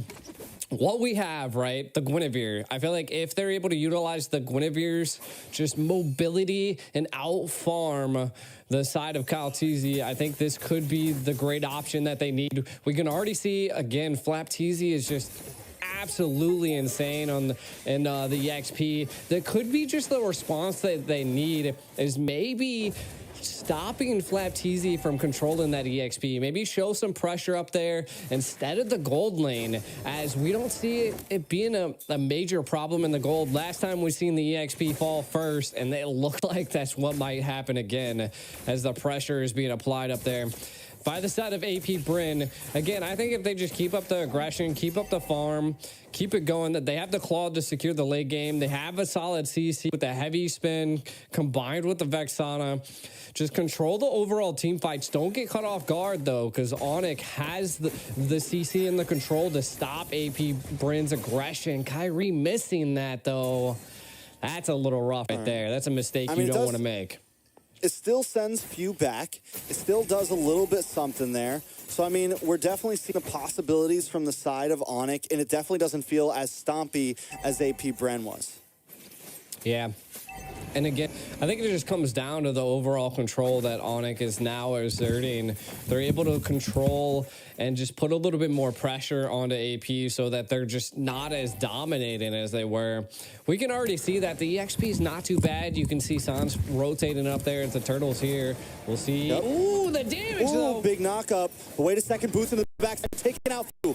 Kyrie in a little bit of trouble. They do get the transformation onto Flap Teasy. Kyrie thinking twice before he moves in. T-Boy finds a kill onto Flap Teasy. Onic coming out on top in the turtle fight, but Kyle Teasy still takes the turtle. It's 2-0. But a turtle over to the side of AP Bren. Onic with a lead in gold. Ogwin gonna be next. A lot of damage, and Sans finds the kill. Okay.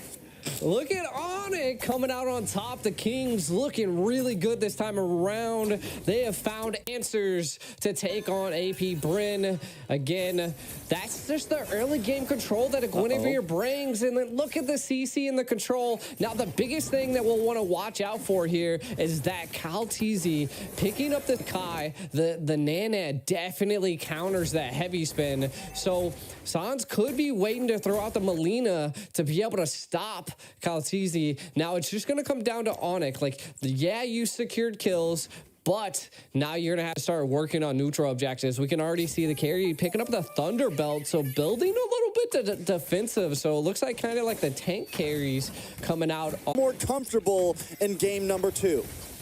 Definitely. And again, that's the kill lead, but they ain't going to let up. Hold on, the Melina blitz and the kill on to Ogwin. Sans putting another one in the book there. 2-0-1. He's playing such a cleaner game than last time. I think this is going to be critical, making sure, and this is what we meant, back to the basics, man. We all know this little girl Nana is meta. We all know that Vex is meta. We know these things, and AP Bren is not forgetting it. Onic needs to get back to the roots of that, and we're seeing that in game number 2, and it's already working very well. I like it. I mean, but Onic, they don't get tunnel vision, right? You are facing AP Bren. The gold lead's not crazy, even though it's 4-0. Keep the eye on the prize. Secure neutral objectives. Keep controlling them. Keep their speed down, and Onic can keep controlling this game like this. Now, we are seeing the next turtle take coming in. Do we see AP Bren make this? Or does Onic finally take a turtle here? A lot of utility available. Oh, wait a second, but a big pin does land on a Keyboy, but he's able to just get away. AP Bren, look at Boots into the backside with Bravest Spider. Going to get hit by the heavy spin. Kyle Teasy looking for an angle, trying to get in. Kyle Teasy takes the turtle once again. Onic unable to secure a big neutral objective just yet. Still holding a small lead in gold, but AP Bren is keeping up. Yeah, I mean, they saw that turtle. They came and they conquered that turtle. AP Bren coming out on top in that go around, but still Onic not letting up on the pressure. You can kind of see Albert in a little bit of trouble. Ogwin trying to dash in, gets final slash, picks up the kill. Keyboy looking for something, looking for an angle onto Ogwin. Gonna get the I'm offended onto him. Kyrie coming in to help out. Dashes in. Looking for another hit. Ogwin may be able to get away from this. Kyrie still trying, but out comes Kyle Teasy from the bush. Kyrie knows he can't get it. He's got to back off.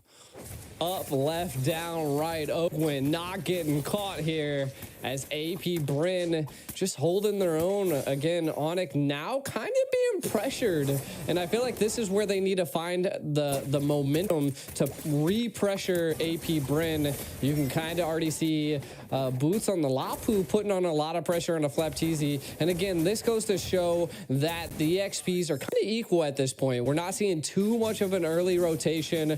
Turtle now going down to the bottom lane. I feel like the biggest problem Onic just ran into is that Albert fell, right? Into the little bit of the early game. A tank carry, that's not what you want.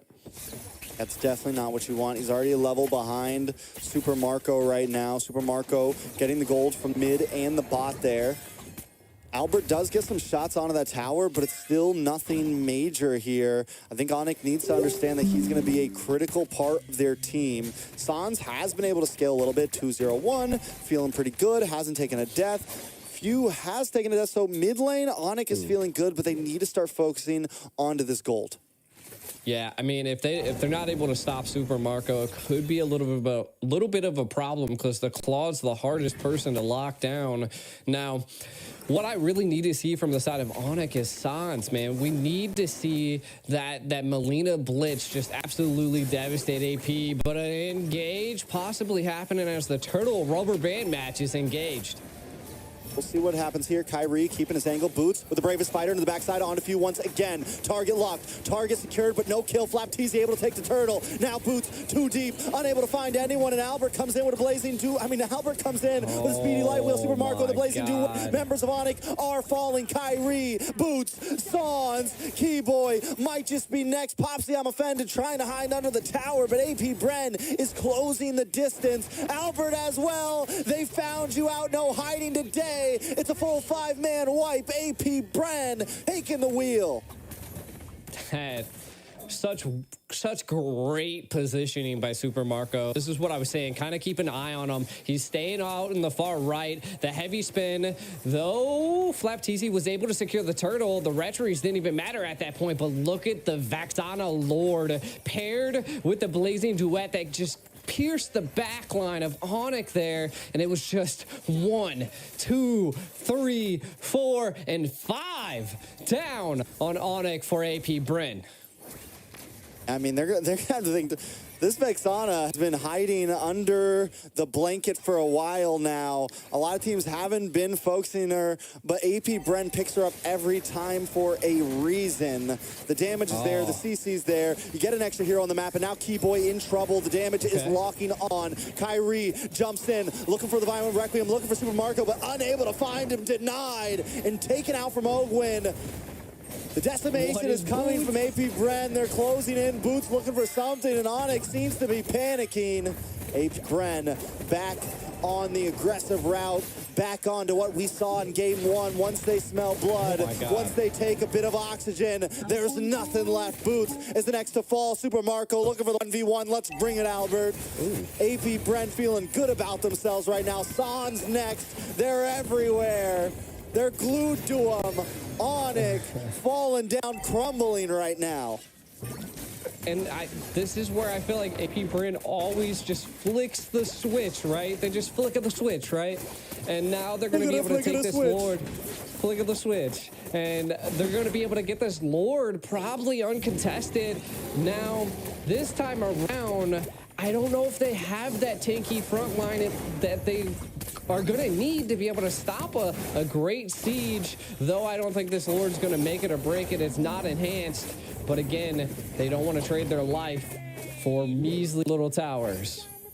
The Bren effect is real, and it is definitely a switch. Whether it comes at 20 seconds in the game, whether it comes at 7 minutes in the game, 10 minutes in the game, you know at some point, AP Bren is going to make their move. And once they do, it's like they immediately just go from chill to hyper-aggressive and just all over. And then once they get to that, it is so hard for any team to break that momentum.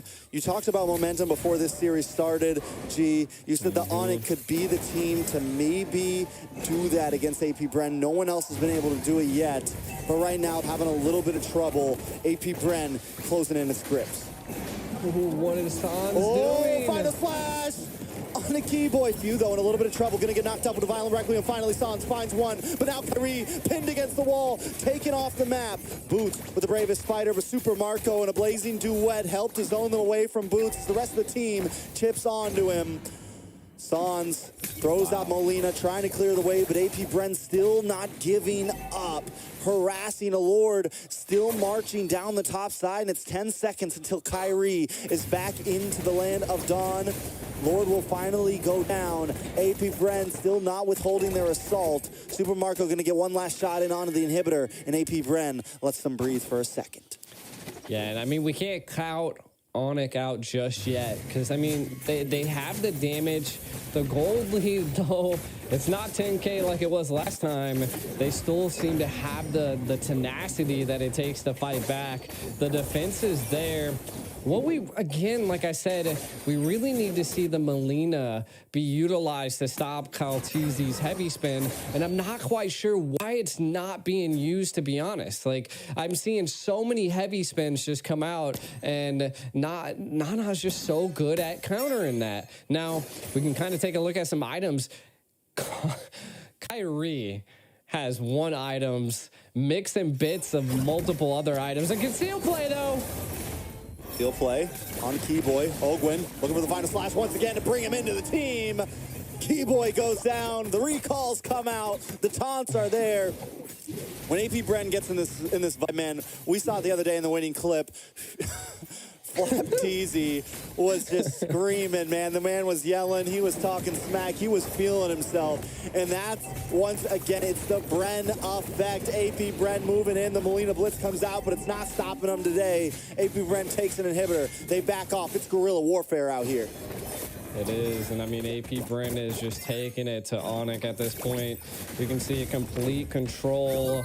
They're gonna probably have the Lord Pit here, but wait. Flap Teasy. Flap Teasy. He's dipping and diving. He's not. Ooh, but Boots finds the kill. But is it for not or not? The Molina Blitz comes out. Onic now looking for the play. Kyle Teasy able to get the pin on two members. Ogwin with the final slash once again. The Guardian comes out. And destruction still reigns. Super Marco trying to get some health out. He's trying to get some health back. You got it? Onic looking for something. Keyboy 1v1 and the Guardian might be losing to that one. It's a bulky boy right there, not someone you want to go up against.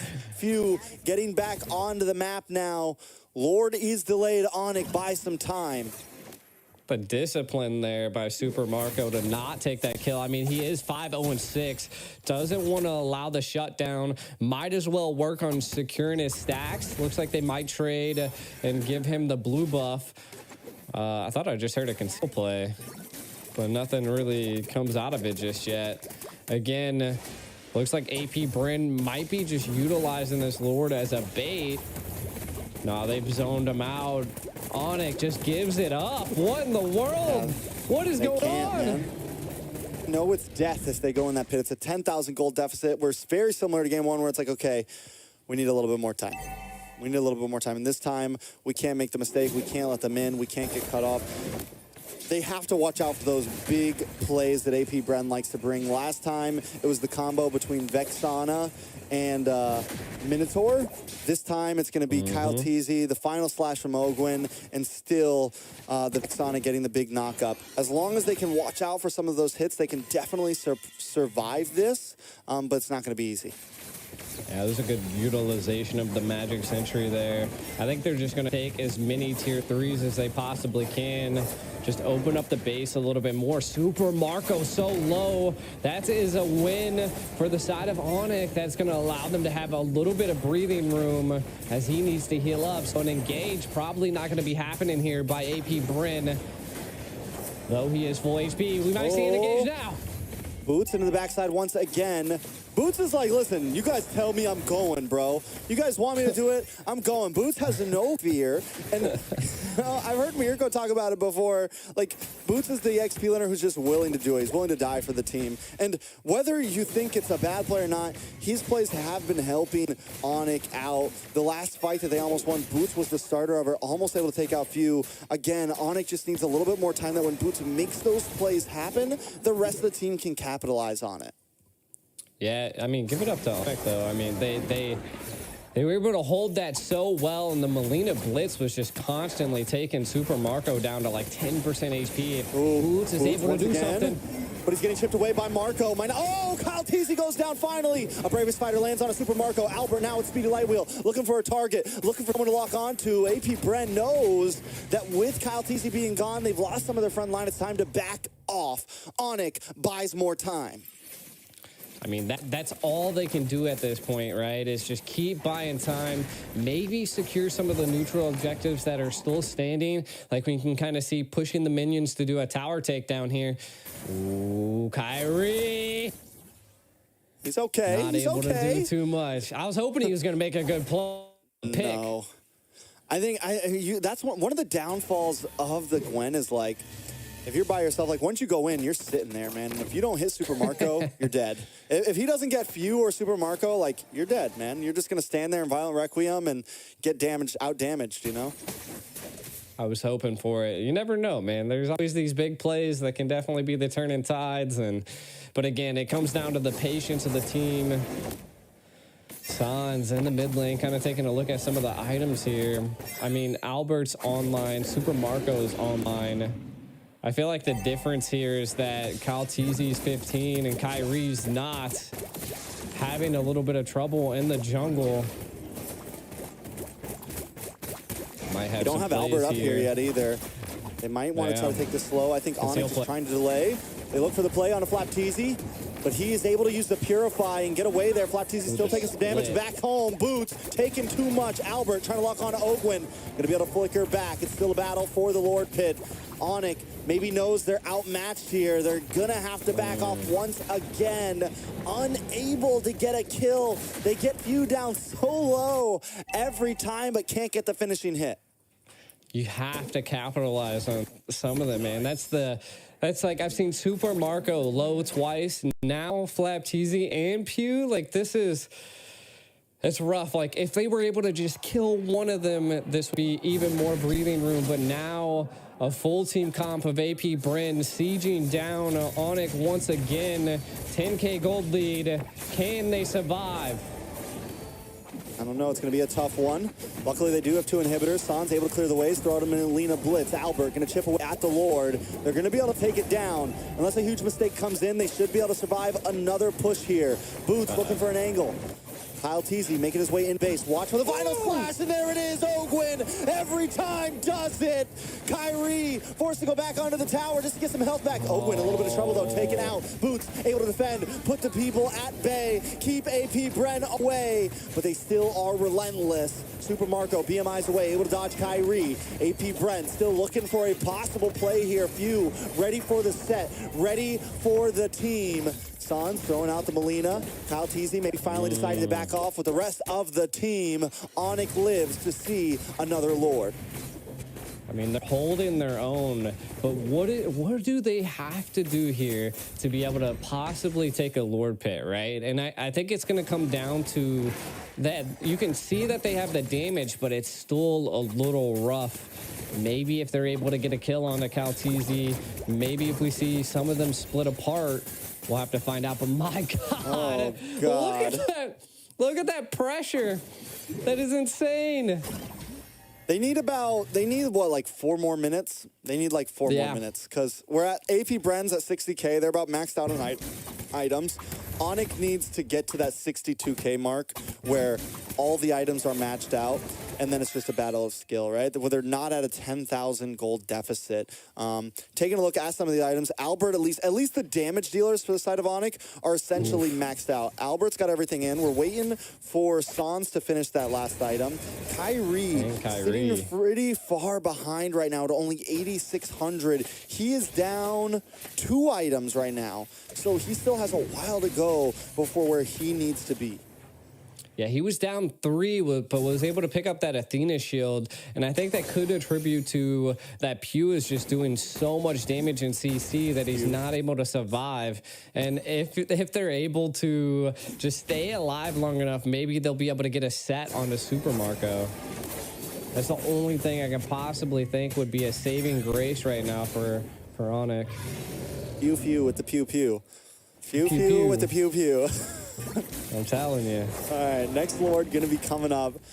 The clock is running. Onic made it up to 54K gold. Still about 8,000 till everybody's maxed out. Maybe even more because Kyrie's 2 items behind. But Onic knows this might be their chance. They got to go for something here.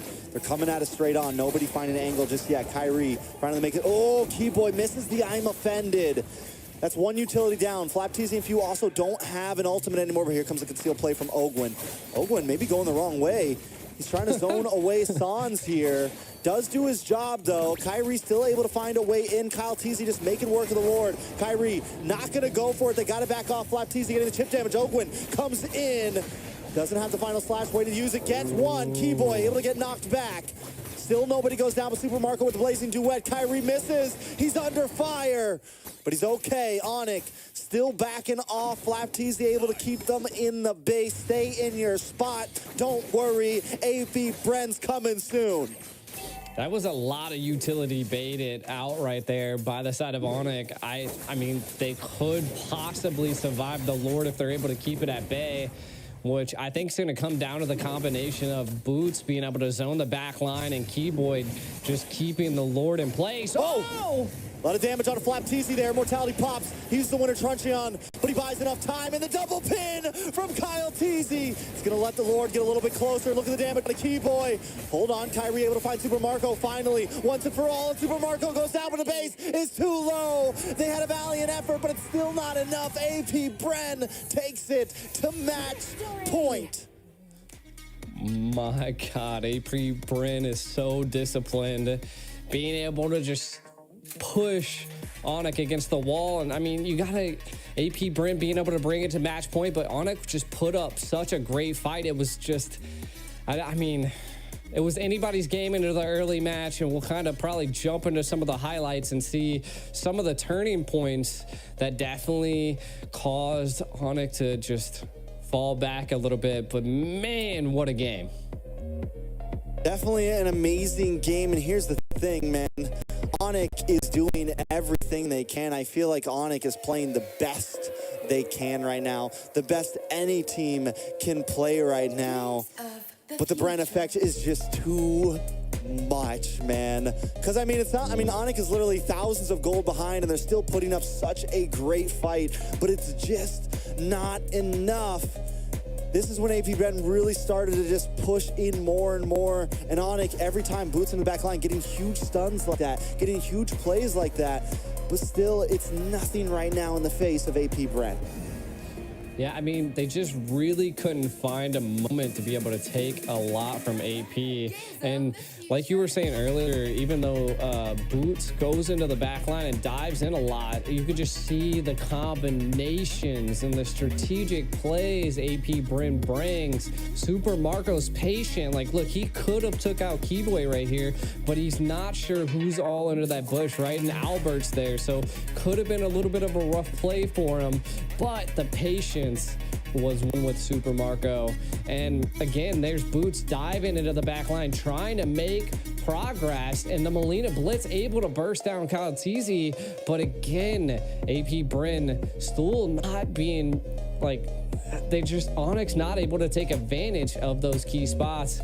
Though this was almost a really good play. They split AP Bren apart, but they're, again, Boots all alone trying to keep them at bay, and Onic not really responding or even able to find a response. And then, oh my God, one shot right there. And this looks like this was the one of the last pushes. Yeah, second to last push. Yeah, so nice. I mean, even here, Onic able to defend, able to do well. AP Bren, you know, never really pushing the envelope. They never force it, right? They right. Like we always say, they always feel in control. And even here, Kyle TZ able to put them both pinned. Kyrie finds Super Marco, but by then it's just too little, too late. The night's getting darker, and the night might be getting darker for Onic as well, but AP Bren is feeling on fire. Super Marco gonna take the MVP on this Claude. 7, 1 and 8, 28% team damage, and 820 gold per minute. Taking a look at his items, he got the trio in, then goes for the Malik Roar on top of it, picks up the immortality, and by then he's just comfortable, especially once he has the Athena shield to deal with any possible burst damage coming from the Nana. Yeah, I mean, it was well executed. Super Marco's patience was amazing. AP Bren just knowing when to strategically utilize their kits. And I mean, we can just see it in the whole comp. There's golds all day. And I mean, Kyle TZ did so well on the Kai, and to just, there was multiple times that he had multiple targets pressed against the wall and nothing Onic could do. Now, I mean, I felt like Onic had the ability that they could have came back, but I think it just ultimately, they just didn't have that frontal line, that wall that they needed. You can kind of see that damage taken was Boots and Keyboy, but still a rough time for Onic. It is now 2-0 match point for Onic. No, I don't know. I have to kind of differ. I think Onic did have the front line. I think the draft was really good for Onic. I think AP Bren is just playing better tonight, man. I think AP Bren is just right now in a class of their own. Passion. And Onic is, Onic just can't keep up tonight, man. I mean, Onic is an amazing team. I got to give it up to them. But right now, AP Bren just feels better. Yeah, their tempo right now is just high. Like there's even with a comp that Onic just had to kind of like CC control slow, it still wasn't enough to stop the tempo of AP Bren. All right, well, after that, we're gonna let the teams rest up for just a second. We're gonna grab a quick water, grab some popcorn, take a break, use the bathroom. We're gonna be right back to the possible match point for AP Bren.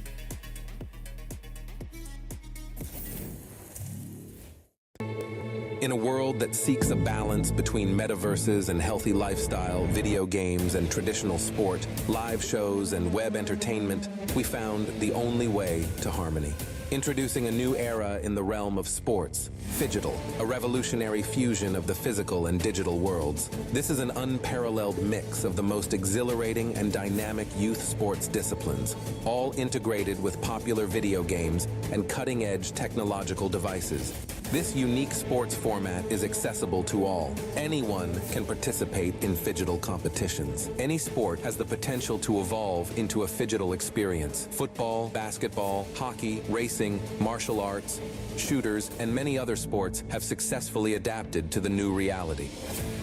The 2024 Games of the Future is a global multi-sport event that represents the pinnacle of Phygital sports worldwide. The event is attended by best clubs and teams, bringing together 2,000 participants from over 100 countries. It marks the beginning of a series of top Phygital tournaments that will take place annually worldwide. The current official program of Games of the Future includes 21 innovative disciplines. They are classified into 5 groups, which we refer to as challenges: sports, technology, speed, tactics, and strategies, openness, show, fun, and healthy lifestyle. Coming our way is the exciting Phygital era. So stay tuned, join our global Phygital community, and come over to the upcoming Games of the Future. Emerge as winners and heroes of the new era. Games of the Future, made for young generations. All right, G, we are back. It's match point for AP Grand Bren. Finals. Grand Finals. Whole lot of money on the line. Whole lot of pride, ego, and everything on the line right here. And AP Bren is trying to make quick work of it. They're trying to get out the cold. They're trying to go back home fast. Onic trying to delay the process here. At this point, the only way out for Onic is a clean reverse sweep. They got to win 3 games in a row, and it doesn't feel very good in their favor. I'm hoping that they can at least take 1 here, maybe take 2, maybe try to take 3, just for the sake of Mobile Legends Esports, for the sake of the hype of these games. But right now, AP Bren just looks good. And, you know, there's something I want to talk about. AP Bren last year did something that, you know, some people would call, like, the golden road. Right? Like, Onic was looking for the Grand Slam. They were looking for MPL season. They were looking for MSC, and they were looking for Worlds. Whereas when we looked at Onic, they had taken ISF, they had taken SEA Games, and then they took Worlds. And now they're over in Russia, trying to take another one, just really cementing their legacy overall. They got rent paid at their boot camp for a very long time right now. Who, Onic or AP, huh? AP. It is true. It is true. I mean, what we're seeing is that just AP is just on a whole nother level right now. And they were able to take the crown from the Kings, right? And I feel like this is, again, if we see it, they're going to have to... Onic's just going to have to break that tempo, right? Like, they're going to have to come up with some type of strategic comp to break it. But at this point, like, AP's just singing a tune, a whole different tune, and Onic just can't get on that frequency. It's a hard time for him. I'm losing G for a second. He's like... Love your facial expression. It's the digital taking over me. It's the digital. He's turning into a game of future. I need my physical back. There we go. We're back. We're back. All right, let's cut to the chase. Do we think AP Bren clean sweeps this? I mean, from the tempo that I've seen, yeah. I mean, they can pull out anything, and it seems like they're just countering every avenue that Onic has and anything they attempt to try to take, right? Like they've done try to do, you know, like a little bit of the defensive approach, have a little bit of strategicness to it, and it didn't work. They just attempt to try to do, of course, like a more a slow approach to try to control AP Bren. And of course, again, they just at certain moments, the flick of the switch, and they just become like monster Bren or something. I don't know. You can't stop them once they're on that stride. It's true. I mean, right now they're just continuously getting the better of Onic, man. Like we were wondering, oh man, they're giving up the Guinevere, and they were ready for it. At this point, I don't feel like it matters what Onic picks. They just have to not let that switch get hit, man. And when the switch does get hit, they can't let it hurt them. And when the switch happened was AP Bren got like a full team wipeout, and Onic had the lead in the laning phase. They were feeling really good about themselves, but then it happened, right? Like you like to say, the switch was flipped. AP Bren gets a full team wipeout, and from there on, AP Bren was everywhere. Once they find that moment, they are all over them, not giving them any time to breathe, and it was just a repeat of game number 1. So Onic, I'm almost wondering, it's like maybe last Valiant efforts just take things really slow, man. Just don't even try to force fights in the beginning. I don't know. They got to figure something out here, because this could be the end. This could be the end of the grand finals for them. Yeah, match point. I mean, the only thing I can possibly think of is that Onic just needs to stop making those micro mistakes that they are, because the moment they do, that's how the team wipe occurred, right? Like they attempted to try to break and split AP, but then they also split themselves in the last game, which caused a little bit of a downward spiral for Onic at that point. So I think it's just coming down to the fundamentals. Like just keep it going. Again, like you said, take it a little bit slower if you're not able to, you know, handle such a fast pace at this point, because AP Bren is aggressive. They are hungry, and again, I don't know if they got like spy glasses or something, but the moment a mistake is made, they are engaged. Very, very fair. Do we think that? So the way that Boots is playing right now, like so aggressive, do we think he needs to tone that down a bit as well? I understand where he's coming from. He's looking for the trades, right? Because when you're behind 5,000 in gold, a trade is a trade. And if you just lose Boots, but you're able to find Few or you're able to find Super Marco, it is worth it, right? It is like a 1-for-1 when you're behind in gold is a pretty decent, it's kind of a win, right? Especially when you're that far behind. But I think at some point they have to know when to kind of like put on the chill. And I'm wondering if Boots maybe also needs to slow down a little bit. Yeah, I mean, Boots definitely was diving into the back line multiple, like I could count like 3 times that they were attempting to try to just make a play. And I think maybe that could have caused, you know, a little bit of a disruptance on Onic's half. Like they done lost their EXP lane, and again, that's one of the frontal lines that they had, right? So they with the Arla, or not the Arla, the Lapu just going down, it just left Onic wide open. So I felt like it was good, but maybe not as well calculated as I'd like to see. So coming into the next series, maybe not being so aggressive, maybe diving into the front line instead of back line could be a little bit of a better approach. That way you have your team behind you. I feel like those are what we need to take a look at. Now, I think the slow approach is probably what we want to go for, but I also think like a slow approach with some control like they did last game, because I felt like they got baited into the Guinevere, and I said this like that, but it looks like I might be lagging a little bit again. A little bit. It's all right. We still love you, G. You still look great, I promise. And yeah, we're gonna be waiting. We're gonna be waiting on this draft. So 2-0. I want to take a look at some of the picks since we have some time. If I can get them to load up real quick. With the way things have gone, we've seen the Nolan get let up. My guess is most likely AP Bren will be on blue side this time. Maybe I'm wrong. If it was decided that the loser get to pick their side, then maybe Onic will take blue side again. There's a pick that's really been throwing me for a loop, and it's that Vexana pick. I think it's been one of the major things causing Onic issues, man. Honestly, every time they try to come in, they're just able to stop the engage with the CC. They get terrified, they get knocked up, whatever it is. Either way, it always ends up kind of being a problem. And I'm wondering, like, is there a possible thought of throwing that off? Because Fuse just playing it so well from the zoning capabilities of it in the laning phase, able to make sure that Keyboy's not able to get too aggressive, not able to move too much in. Is that something that maybe Onic want to throw in their bans?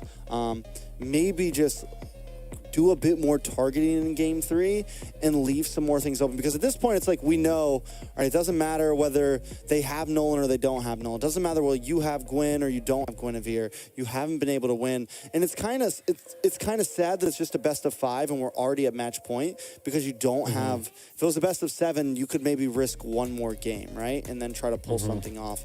But you're kind of on the line here, so. That's been a pick that's really been kind of standing out to me. AP Bren has been focusing that Vexana pick for a while now from throughout this bracket, and I think AP Bren believes it's really strong, or else they wouldn't pick it every single time. So I think we're at a point where maybe Onic wants to look at that. It's the only pick that's been completely consistent.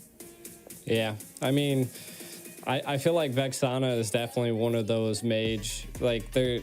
She has Terrifies, she has CCs, the Undead Knight that she drops is just, it's like adding an additional person on the playing field. So I do think that it would probably be a good option to definitely throw it in the ban phase. But again, I think it just comes down to what you were stating earlier, is that the overall just the hero pool of AP Bren is just hard to match. Like, even if you're gonna ban the Vexana, they're just gonna pick something else out, right? I mean, you'll have the Lilia, you'll have the Nana, there's just so many good mages. Fairmiss, I mean, I think we've seen Fairmiss banned almost every time, if I'm not mistaken. So again, so I think it's just more that it's really hard to ban out a team like AP Bren. So I think if you're not coming with a plan to immediately toss and throw AP Bren around, like you're just ultimately going to have a hard time, from what I'm seeing at least, right?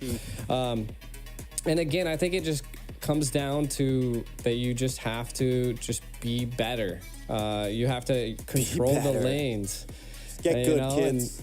That's what I'm saying, right? And sometimes it could just come down to maybe coming together. Stop focusing on the turtles, right? Like, give the turtles to AP Bren. Focus on taking towers, because in every game we've seen, Onic had like maybe one tower. In the last game, I don't think Onic had any towers taken down. So it just goes to show that you got to focus on maybe trade things. You know, I feel like that's the biggest thing that you have to look at here. And I mean, do you agree? Yeah, I definitely agree. I mean, I think there's a lot of variables, and in the end, Onic, because that's what AP Bren is doing. Like, they're not too, like, yes, they're drafting wonderfully, but they're definitely also just kind of getting the outplays. Even when they're behind, they're winning out on fights and stuff. So Onic's got to find an answer to it. A lot of eyes really on this game right now. I feel like they're really strategizing right now. Like, this is do or die. Like, what do we pull out of our sleeves to just, like, you know, knock the socks off of AP Bren? Like, I feel like that's the ultimate decision Onic has to make here, is do we go risky? Do we just take it textbook? What are our options? We've been pushed back against the wall. We've fought back, and it's just been a little tough for them. Unless, fair. I mean, if G the Ico was in the coaching position, right, he'd just be like, get good, yo. Hey, yo, get good. Get out there. I'm telling you. Pick whatever you want. Stop making mistakes. Stop making mistakes. Hey, you stop that, all right? Which one of us? Just you, all right? Fair, Yep. fair, very, very fair, very fair. You know, as I was saying, a lot of people are watching right now. We got a lot of eyes on this game right now. Since we have some time, you know, we got all the boys back home watching. We got a lot of players watching. I'm excited, man. I think the possibility is definitely there for Onic to be able to take this game back and maybe give us another one. We've seen them do it before. You know, you were mentioning M5 earlier, and they took a loss, they took a win. They were sitting at match point against AP Bren in the World Championships, and were able to come back and take 2 games and bring us to a Game 7. So it's definitely not out of the book, but as momentum is, they have to be able to shift that. They have to be able to, because right now AP Bren is feeling themselves, man. They are just, and they're a team that you can see them when they're on camera, man. They're a team that they feed off of that, man. When they start getting the better of you and the way they play the game, you can tell their pace just gets faster and faster and faster and faster. And then once they get you down to the breaking point, they have all the inhibitors gone. That's when it's like, okay, we back off for a second. And then they get back, like they're so good at moving between the aggression to discipline, aggression to discipline, aggression to discipline. And it's, you know, it's the Bren effect, baby. We're going to coin that. You're going to coin it, huh? The Bren effect. Coin it. The Bren effect. We need the Trex effect. Where's that at? The Trex effect is here. Waiting. Oh, okay. Waiting for the next game. Right. Waiting for the next game. All right. No, and I mean, I can understand it, right? Like it's a tough game for Onic, right? Like, what they've done in the past to kind of change some of the tides around is that I think they need a more aggressive gold lane, right? Like the carry just is too frontal. I think maybe they can pull out the Wan, you know, like pull out something that could possibly change the tide, something of the sorts, you know. Oh, there goes G again. All good. So yeah, right now still just waiting. I definitely think they need something that can change the tides of this match. G, you look great as a microphone. The microphone actually matches your tie, G. So I just want to say that. It actually kind of looks like G. There's his little arms. We're just going to wing this here. So yeah. Here we go. Still waiting on AP Bren up against Onic. I'm guessing both teams are taking their time for sure. I mean, like we said, this is the biggest prize pool we've ever seen. Big shout out to all the watch parties around right now. Mirko, Naisu, I see you guys. DJY, Chicken back home, all my boys. We're having a lot of fun up here. Just waiting on G the Ico to reconnect real fast. and yeah, I think at this point, like me and G have said time after time again, as we've been trying to say time after time again, AP Bren, I mean, Onic just needs something. It sounds like G is back with me. I can hear him. You are. Don't know where you're. Hopefully soon. I don't know. I'm just hitting some ninjutsu, man. I'm just like, you know, disappearing and reappearing, you know. Bam! Good looking's back. What's up? Good looking's back. The microphone actually matched your tie. I'm just going to say, man. The microphone actually matched your tie. So it kind of looked like you. I love it. I love it. Well, hey, at least we weren't in game. We're able to, you know, just deal with what we have to. I'm not sure what's kind of going on here, but we'll get through it, I think. But I think G honestly just left me, guys. I think he was like, yeah, I'm going to go grab a glass of water real fast. I'll disconnect real quick. He's like doing it on purpose over here. He's just been messing with me all night, I feel like. Yeah, I don't know. Who knows? Maybe it was the cat. All right, so here we are at GOF Podcast. I'm going to do it like they do over in MPL Indonesia when the breaks get very long. We're just going to hang out and talk, you know? Let's break it down because we talked a lot about Onic and AP Bren. What have been some of your top teams so far in GOFG? I mean, so like other than AP, of Bren, and course- Onic, what have been like some of the big games? You've casted a lot more games than me. What were some of the exciting Yeah. moments for you? I mean, most of the exciting moments I would say definitely happened in like the playoff area. You know, like I was voting for Blacklist International, and then Fireflux just like sweeps the rug out from underneath of them, which was just it blew my mind away. Another one was that Deuce Vault. I thought they were going to, you know, in the upper bracket. I'm actually a little surprised what I'm seeing here. I think this is the wrong thing I'm looking at here. There we go. Burmese Ghouls, Twisted Minds. Twisted Minds actually looked really good. Like they, if I'm not mistaken, they actually took, I think they took a game against AP, if I'm not mistaken. Or no, they took a game against Homeboys. And I was like, you know, that was wild. I was like, okay, so Twisted Minds definitely came here to fight. Something that really surprised me was Team Little Gun, like getting knocked out in the group stage. Like that blew me away. I thought, I was like, I do not know what happened to him. But that was a big Team Little Gun surprise. still needs, I think it's almost kind of sad because there was like so much hype around Team Little Gun before M5 and before the wild card, and because they got a really good, I forget what team they went up against, but they got a really big win, and it was either ESL or some qualifiers. They got like a really big win against a big Filipino team or something, and there was like a lot of hype built around them, and I think it was almost too much hype because now it's like, I think a lot of people feel like there's this big disappointment in them when really it's like they're still a decent team. They've still done well, but maybe it was just a little people were kind of overdoing it around Team Logan. I think they still need some time, maybe a roster change or two. They do have the same exact roster from M5 still for this, and still weren't able to make it out of group stage. I think we can still see a lot from them. Yeah, true.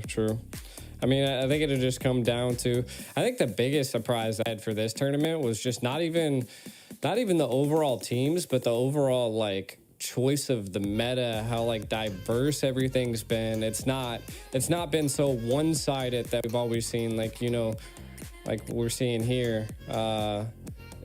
Normally teams are not able to fight back after a certain point, but you can definitely tell that teams have the grit, they have the knowledge to be able to just fight back from what we've been seeing. And I like that even if a team's behind 10,000 gold, like it could just, you know, flip, and they just have the overall strategic qualities to be able to flip the game like that. And I feel like that's the biggest thing that I've seen from a lot of the matches in this tournament, is that the teams are they're learning, and you can tell which ones learn on the fly. I like it. I think a lot of teams have done that. I think with the amount of events that have been going on, even from last year where MSC started to include multiple regions, now we have this with multiple regions. A lot of these regions are also getting a lot more international experience. They're getting more experience against some of the best teams in the world, more experience against Philippines, more experience against Indonesia, more experience against Malaysia, more experience against the Southeast Asia region in general, which essentially, whether we like it or not, is the heart of Mobile Legends, right? Right. So teams like Fireflux are now getting a chance to shine. Teams like RCC are starting to get a chance to shine. We're going to be taking a quick break for a second, if I heard correctly. We'll be tuning in very soon to get back to this game. Thank you guys for watching. Take a second to get yourself ready.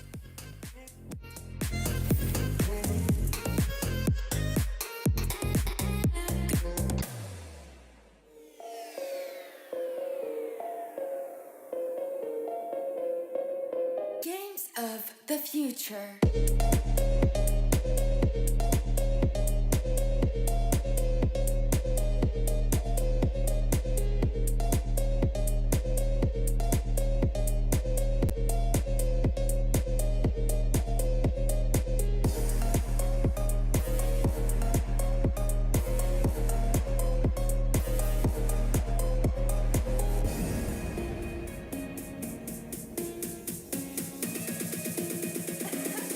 Games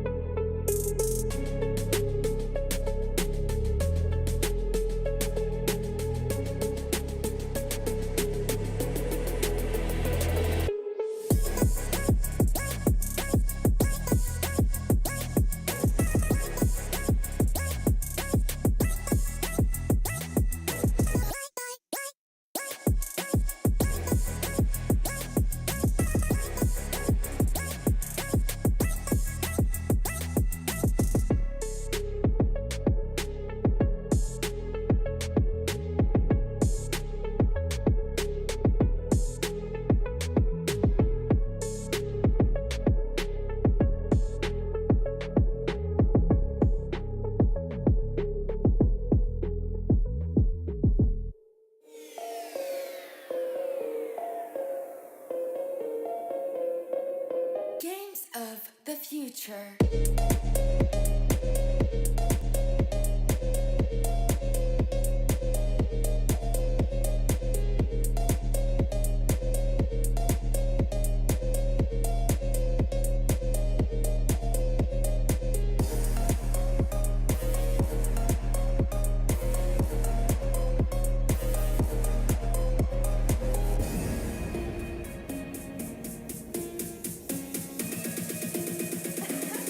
Games of the future.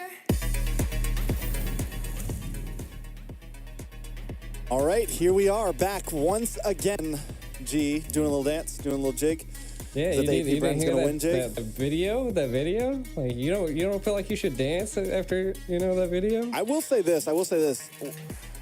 Games of Future has had some great background music.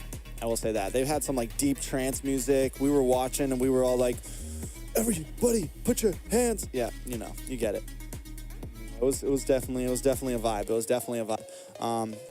So we're gonna be jumping. We're finally, hopefully, gonna be jumping into AP Bren match point up against Onic here. A lot of people are waiting. We got the Philippines up at like 1 a.m. right now. I mean, personally, us here in NA, we stay up till about 5 a.m. to watch our games. But it's so I don't want to hear those complaints. I checked in with some of the boys. They're all waiting as well. Everyone's happy. We got a lot of half asleep streams going on. A lot of people waiting for this game. A lot of anticipation. Can AP Bren close this out and let us all go to bed early? And I think I mean, that approach, okay. I'm not going to bed, but I'd like Onic to actually come back. I'd like to see them. I don't know, like do something that just, again, is out of pocket. Just something that just blows like everybody's mind. Something of the sort. It crazy at this point, right? Like, what do you have to lose? Just go for it. That's what I'm saying. I mean, and I feel the same way. I think the moment that Onic turns this around is the moment all of us reinvest, right? Like nobody wants to see a 3-0 sweep, but once it gets to that point, we're at like game 3 and like AP Bren has. I mean, the reality is AP Bren has been kind of dominating these past 2 games. They've been dominating just like they've dominated the teams that have fallen before them in the bracket. So Onic, to kind of re-spark the fire of all of us, has to do something big here, has to turn this around. And the moment they do, that's when all eyes are open again. All of us are happy, ready to go, surprised, and wanting this to happen, G. Yeah, the digital world just doesn't love me right now. I don't know what it is. Okay, we can still hear you on the mic. Okay, all right. The physical and the digital are coming together right now, so... Mm-hmm. Yeah, I mean, I agree. I like, kind of just like what I just said. I feel like they definitely should be pulling something out of the hat, like match point, vice versa. We'll see. Hopefully we'll get into the games here soon. Hopefully we will get into the games here soon. Was trying to catch the drafts and bans. Here we go. They're finally up. So, like I said, earlier on, we were talking about AP Bren, the Vexana pick. It was crucial. It's been the only pick that has stayed the same. So I do think that could be something that Onic look at here. Even if it's not super meta, I think few is just that good on it. On the side of Onic, also have not picked anything similar. So we know they're trying. They're trying different things. Draft 1, they went for the CC, the Fredrin, the Novaria, the Claude, and the Arlot. And then draft 2, we completely switch it up. We go for the Lapu, the Guinevere, the Nana, the Carry, and the Ruby. I think game 2, the opportunity was there. They just kind of missed in the execution. They kind of fell apart after the laning phase. Once AP Bren flipped the switch, it was on them. So I think they could honestly do something similar to draft number 2. They just have to execute it a little bit better. Yeah. And I kind of want to know, like, your opinion on it. That Onic keeps being in the Xborg, and we're seeing every other EXP lane come out. I mean, we've seen the R lot, we've seen the glue. At this point, is the Exborg a viable ban? Like, are they that scared of it that like they should maybe ban out the Vexana instead, or you know, something like that, kind of just building off of your band? I mean, the Exborg ban normally is in the second phase. So, I mean, it's kind of, it's not like they're like prioing it. And by the time you get to second phase, Vexana's already picked up, right? So if they're gonna use a ban on the Vexana, they have to either drop something like the, they have to drop the Matilda, they have to drop, the Matilda, they have to drop the Fermies, something like that. They have to drop something major, right? Last game they went for the Minnow, Matilda, and Fermies. So it's not like they aren't willing to switch it up. The game before that, they banned a Phoveus. It's not like they're the ones banning everything super meta. Like, they're throwing some off-brand picks in here and there. So I think this time, what it's really going to come down, like, I think, yes, they could throw the Vex on. I think they could leave things pretty open, maybe even not ban out the Matilda and go for the trade-up. Definitely a lot of possibilities out there. I think at this point, when we're coming into Game 3, I mean, it's not unheard of for either of these teams to just leave a lot of meta picks open. And I think that might be the answer here. That could be the opportunity here. So we'll see exactly how it goes. Welcome back, G, once again. It seems the Games of the Future doesn't like you. This is true. I know you're trying. I feel ya. You're just leaving me hanging. I'm also trying my best. Having a blast right now. You know? More podcasting, man. Yeah. We kind of left it off on the Exborg ban when I disconnected. Was and I'm guessing that we're kind of at that point that it's just like, yeah, it's viable, but because it's like. Let G talk. Hashtag let G talk in the chat, please. We're gonna jump back into a video, I think. Think so? Oh, we're jumping into the draft, baby. Okay, G leaves me. All right, G, you can just stay away. You know what? It's okay.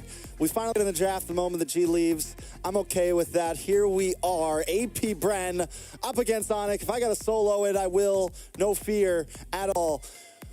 We're going to jump into the bans, and Onic is going to be on the red side this time, second pick. They ban out the Matilda. They ban out the Nolan on the side of AP Bren. AP Bren bans out the Vexana.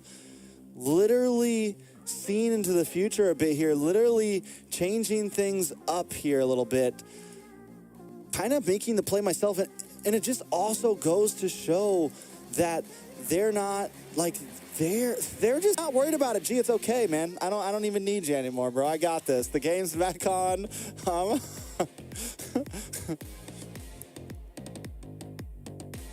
That's all you ever were. That's all you ever were, G. You were just a blue mic all along. So now, Onic on the third ban here. Still need to figure something out. Novaria gonna get picked up. Gonna get banned out from AP Bren. Onic at this point. Now that things have changed up, the Gwynny's still open. I think with Onic, they're going to ban out the Gwynny. I think that's a safe pick. They got to still play it safe. They decided not to leave a lot open because they went for the Matilda and the Nolan band. So at this point, you kind of have to ban. You have to commit to fully just meta bans. AP Bren up front.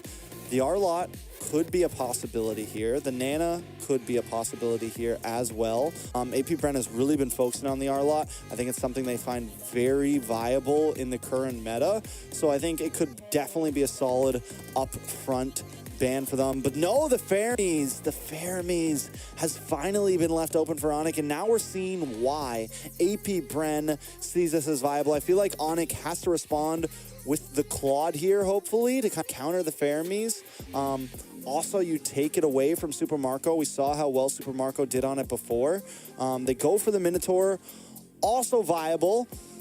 I think at this point, Bren maybe picked up the Claude for themselves so that Onic can't respond with it. The Minotaur also works against Fermies, right? Because we get we get the big Minoan's Fury when they are grouped up. Not to mention, they get the taunt from the Fredrin. So Onic having a front line now just kind of need to build out the rest. AP Bren still has a lot of options on their plate if they want to go for it. Still has a lot of things that they can do. Try to see what they pick. And AP Bren, it's so hard to guess. They go for the CC and they go for the Basha. So we've got some heavy mobility. They also have kind of formed their front line, but theirs has a little bit more damage so far. They have the CC. Flapteezy has just been a monster on this. It's like Flapteezy, no matter what you put him on, whether you want him on a heavy dive, heavy CC composition, you could put him on a glue, whatever, it all seems to work out, or something like the CC that can just zone and harass and cause damage to something like the Fredrin, something like the Minotaur. It is definitely a great answer here. Onic, on the other hand, decides to pick up the Lilia, another decent counter to the Fermies, dropping the Gloom, getting AoE damage to multiple members. Also, a nice defense against big pushes. If AP Bren's able to get some of those first Lords, you can set up all of those glues to kind of help clear the ways when they're coming at you. Second phase of bans is coming in. Onic gonna ban out the Rock here, and also gonna ban out the X-Borg. Still waiting on another ban from the side of Onic. Do they continue to go into the roam? Aiko, I know you're just getting back. Feel free to get a grip on everything. AP Bren has picked up the CC, the Basha, and the Fermies. Onic, on the other hand, has picked up the Fredrin, the Minotaur, and the Lilia. Wow. All right. AP Bren picked up the Fermis this time around, huh? Yeah, everything right. was, so Onic decided to go for a full meta ban with the Matilda, the Noland, and the Guinevere, and I completely forgot that the Fermies has been banned every time, and it was literally first picked by AP Bren. So Onic obviously knows something not everyone else do. This is something that AP Bren is heavily focused on. This is what I suspected, like, if they were going to ban out the Vexana. Like, and the crazy part is AP Bren banned out the Vexana, right? So, like, it's a little it's almost wild like AP that they went Bren that knew, route. man. It's almost like everyone's like, listen, we're going to ban the Vex this time because they're going to give us the Fermies. It's like, it's disgusting, honestly. It's so disgusting. And they're going for like a pretty sustainable build. I mean, we still have the Claude is still open. So like if they run Claude once again, Super Marco is just gonna excel at it. I feel like no, this is a respect in, right? Like Boots Lapu was probably the most annoying part to Onic last match. Boots Lapu was definitely important for Onic. They banned it out. Still, I mean, he could go for, if he still wants something divey, he could go for something like Terizla. He could pick up the glue here. That's what AP Bren did against the CC. I don't know if Boots is going to be able to run it or not, but he could get a little crazy, pick up something like that. Definitely still several possibilities for him. Yeah, definitely. I mean, we see the X-Borg ban once again. I feel like Onic did that last time, not AP Bren. So, I mean, it's still a good go. Well, and the X-Borg would have been a decent answer to the Fermies. It's not a horrible pick. Definitely needs some scale. I mean, it definitely needs, like, Brody has kind of the snowball effect. I think if Brody dies, if Brody gets picked off in early game, it can be a very rough game for Brody. If Brody picks up a kill or two in the early game, he can be very deadly. I could see it. I feel like what is AP Bren's response, right? Like, I mean, to be honest, whatever they want. Yeah. Whatever they want, God. man. Whatever they want. This is their game. No, I mean, the Claude, the Carrion and the Angela. Oh, man. They're getting spicy. Support Angela, mid Fermies, or support Fermies, mid Angela. Putting a lot on the line. I mean, my guess is it's going to end up being a mid Fermies, because eventually Fermies damage does get pretty crazy. Well, it's the sustainability on this team right now, and just the combinations of the Angela Basha, Angela CC, Angela Carry, all of it looks good right now. Onic picks up another big AoE hero, trying to counteract everything that AP Bren is going to bring. Yeah, I think they're really focusing on, like, the speed aspect, especially with the Angela and the Bashia. I mean, you can already see a lot of Onyx like team comp relies on like hitting your target, right? And I guess if target's not there to hit, like it's going to be a little bit harder to go about. And I feel like that's what the Lilia is going to have a hard time on. But again, I mean, it's a fair miss. You got an Angela. Like, I feel like if I was Onic, like I need to start baiting out utilities left and right when I can. Most definitely. And now, with it, the wait is finally over. We're going to be jumping into match point. And like you said, the draft, I think a big win con for the side of Onic here is going to be some early game aggression. You got a pretty squishy mid side on the side of AP Bren, right? You don't have a big heavy roam. You've got a Fermis and an Angela. On the other hand, look at Onic, and they've got the Minotaur and the Lilia. We know how deadly this combination can be. We saw it from Fireflux before. It's one of the ways that they won their games. It is definitely something that you can get into the face of your enemies. And Onic needs to make sure that just because they took some harsh losses, they got taken advantage of in game 1 and 2, they need to not be scared to get aggressive, because I think that could be huge for them here, trying to immediately shut down the pace of AP Bren. True. And I mean, it is what it is, and we will find out as I think we're going to be diving into the Land of Dawn after we look at the crowd for one final last time, possibly. Whoa. Well, yeah, possibly, good save. Possibly. Look at is the crowd like mixtures of happy Shout out and to sad? Musa Mafia. Yeah. I'm pretty sure those are chat people's names, like people's names above the robots. That is Games of Future cool. is calling you all bots right now. That guy is cheesing. He's feeling good. He's ready for the game. I'm ready for the game. Hopefully we didn't jump right into a pause. We'll see. Possibly. Taking our time. This arena is massive. This arena is pretty massive. We need some more seats full, though, man. Where's all the ball? We got Reza, Farizi. Look at that guy. These guys, I love how these guys take each other out at the same exact time. We're back. Oh. Back on screen, baby. We're the arena. What's up, guys? Want to go, bro? What side you on? No. I mean, we would be battling on the mid there. Apparently, the arena is mid lane only. Mid lane, everybody goes mid. Everybody goes mid. Wow. It's like a brawl. It's like a brawl. Yeah. Big brawl It's going battle. to be more of like a ranked brawl, but yeah. Ranked brawl. Yeah, ranked brawl. But what? You thought we were about to jump into the Land of Dawn? Nope. We saw the portal. You thought we were going? You thought we were going, huh? Not today. Aw. We don't even get an Got arena him. now. You guys want to trick it? You guys want to... He was so excited. Don't push me down. Don't push me down. Not when I'm up, man. Not when I'm up. But we can go. I mean, we've seen the draft, right? I mean, I feel like just to kind of get into a quick hot take, you know, like the Boxia Angela, right? Oof. Right? That's going to be a little bit harder. Boxia Angela. It's going to be a little bit harder to deal with when you're a Fred. I feel like essentially that's why AP Bren ended up going that route, was just to farm the jungle a little bit faster and just go ham. Yeah, I mean, there's a lot of options. There's definitely, I really think Onyx the major win. Like I said, the major win con is they need to get aggressive. They're not going to be able to really pick on Basha per se, but I think if in the first like level 2, level 3, level 4. Maybe even, maybe before level 4, before the Angela or the Fermi spike, they can try to make a play in the mid, have the opportunity to do that. They definitely have a lot of aggression on their side. They have a lot of damage, a lot of level 1, level 2, level 3 damage. Yeah, true. I think that's where the Lilia scales as well, right? Just early, mid poke.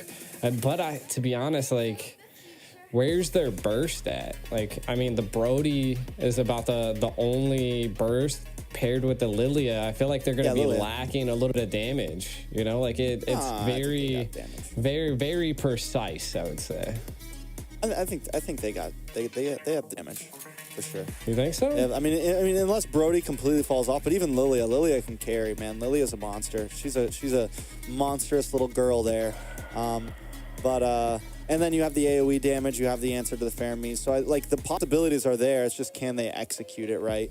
And we know how AP Bren, so far we've seen, even when Onic seems to maybe have the advantage, the Bren effect happens and they are down. But in the draft, I do think that they probably could have picked something different than the Brody maybe, but it's still viable. Yeah, I mean, the Brody's really good at stopping enemies from escaping with the torn apart memories. So maybe that's an attempt to put a little bit of pressure onto the gold lane, apply something, and we'll definitely have to see. I wonder what's kind of going on with the two teams. I feel like it's the last match and some technical issues. I mean, it seems like they jumped into it, so my guess is we went right to a pause.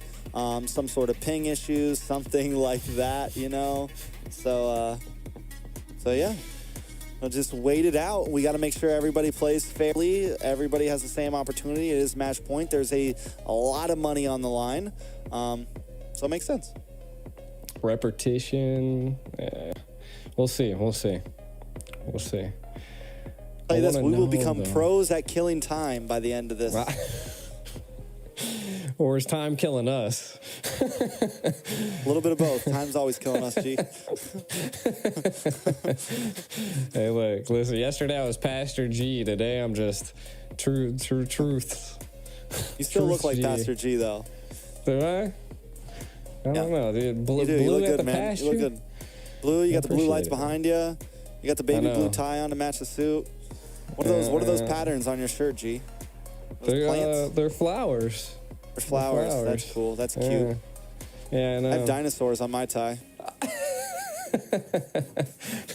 That's just my tie is pretty plain. This is what we're going to. At this point, Hey. I mean, it's all coming down to, this is the last game, maybe. Who knows? But there's, the possibilities are just going to be coming down to how the players play in the game, Use your strategic comp to your advantage, and we'll see. All I know is my Instagram's actually going absolute nuts right now. I don't know who posted it, but there's a lot of followers coming in. There are some technical problems on Arena right now. We're just waiting. That's pretty much the word right now. So yeah. I would love, I mean, at this point, it's like, hey, has anyone heard about NACT? It's going to be happening in 2 weeks. Feel free to tune in. What region are you tonight. Most? Top 16 is tonight, Fred. Yeah. We're gonna. Anyways, what are you gonna be tuning into this year, G? Are you are you gonna be watching any MPLs? Are you gonna be what region are you most excited to watch? I'm dude, you don't understand what my Instagram's doing right now. I'm receiving tons of messages. It's crazy. Nice. Are they telling you how white you are? I'm gonna have to mute my computer or something. The notifications are going off the chart. Oh, first blood! Hey! First blood! We're in the land. Let's go, baby. Here we go. Let's For the love of God, I'm about to toss my chair around. That's what I'm talking about, boys. Onic also starting off aggressive. First blood onto Oakwin already. Let's get it. First blood onto Onic. Who got it, though? The Sun. Okay, the Lilia. Let's get it. Mid lane slaying. All right, I like it. We're about to get wild, ladies and gentlemen.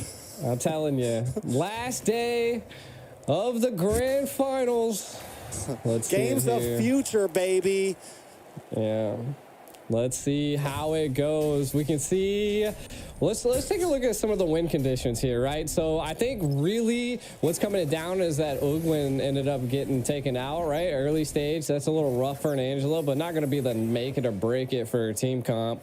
I mean, Kyle Teasy's level 3, while we're looking at Kyrie's level 4. So we're already seeing a little bit of a jungle difference for the side of Onic, which is good, right? I mean, you got 14 seconds to the next turtle, but that's what you want to see into the early stage. And when you're dealing with a Bosch, that's just what you want to do. You want to out jungle him because he has a lot of pressure. Most definitely, but AP Bren not trying to let up.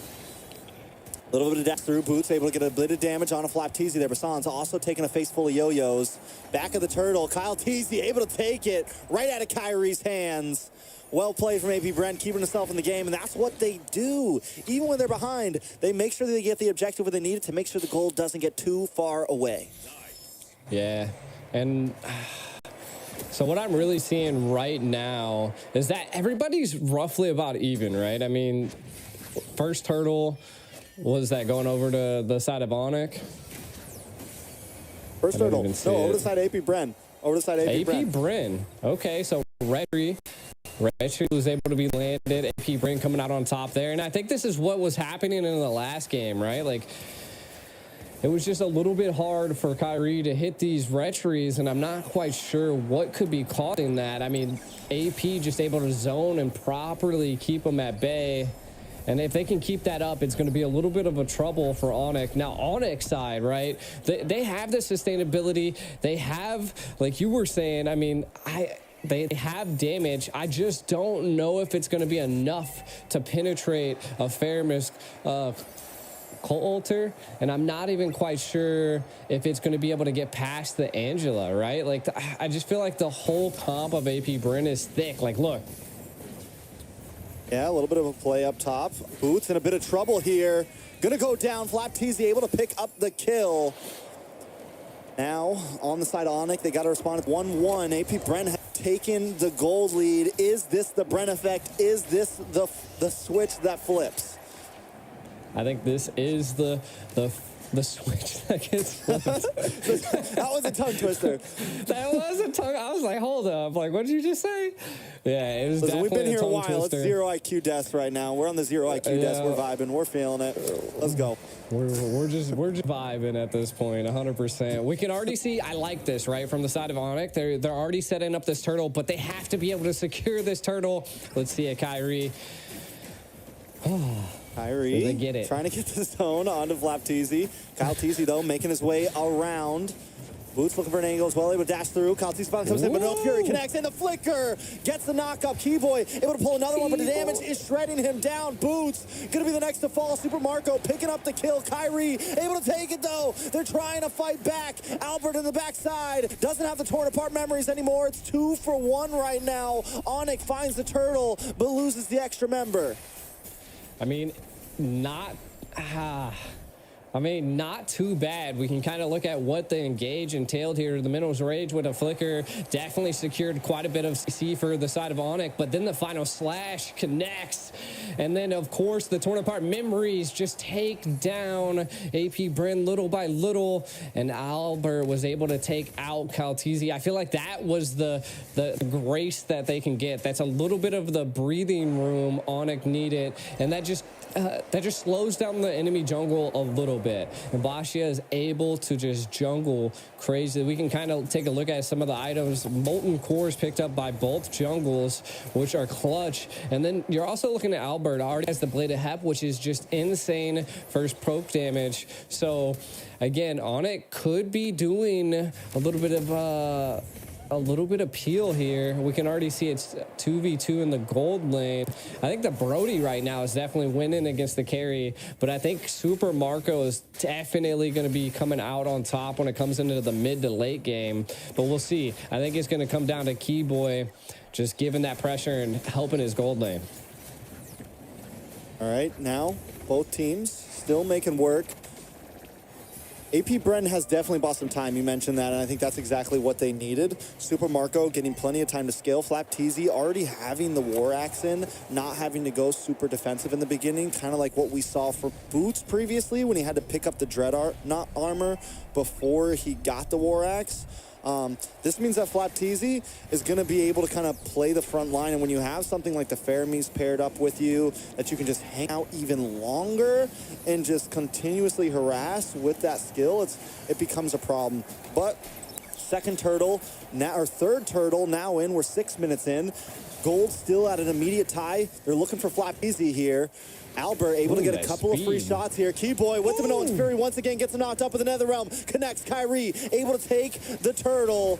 Heartguard does lock onto Flapteasy. He's going to be able to unload. A little bit of damage. The Torpar Memories comes off, but still no kills for the side of Onic. AP Bren able to disengage well. Neither team losing a member.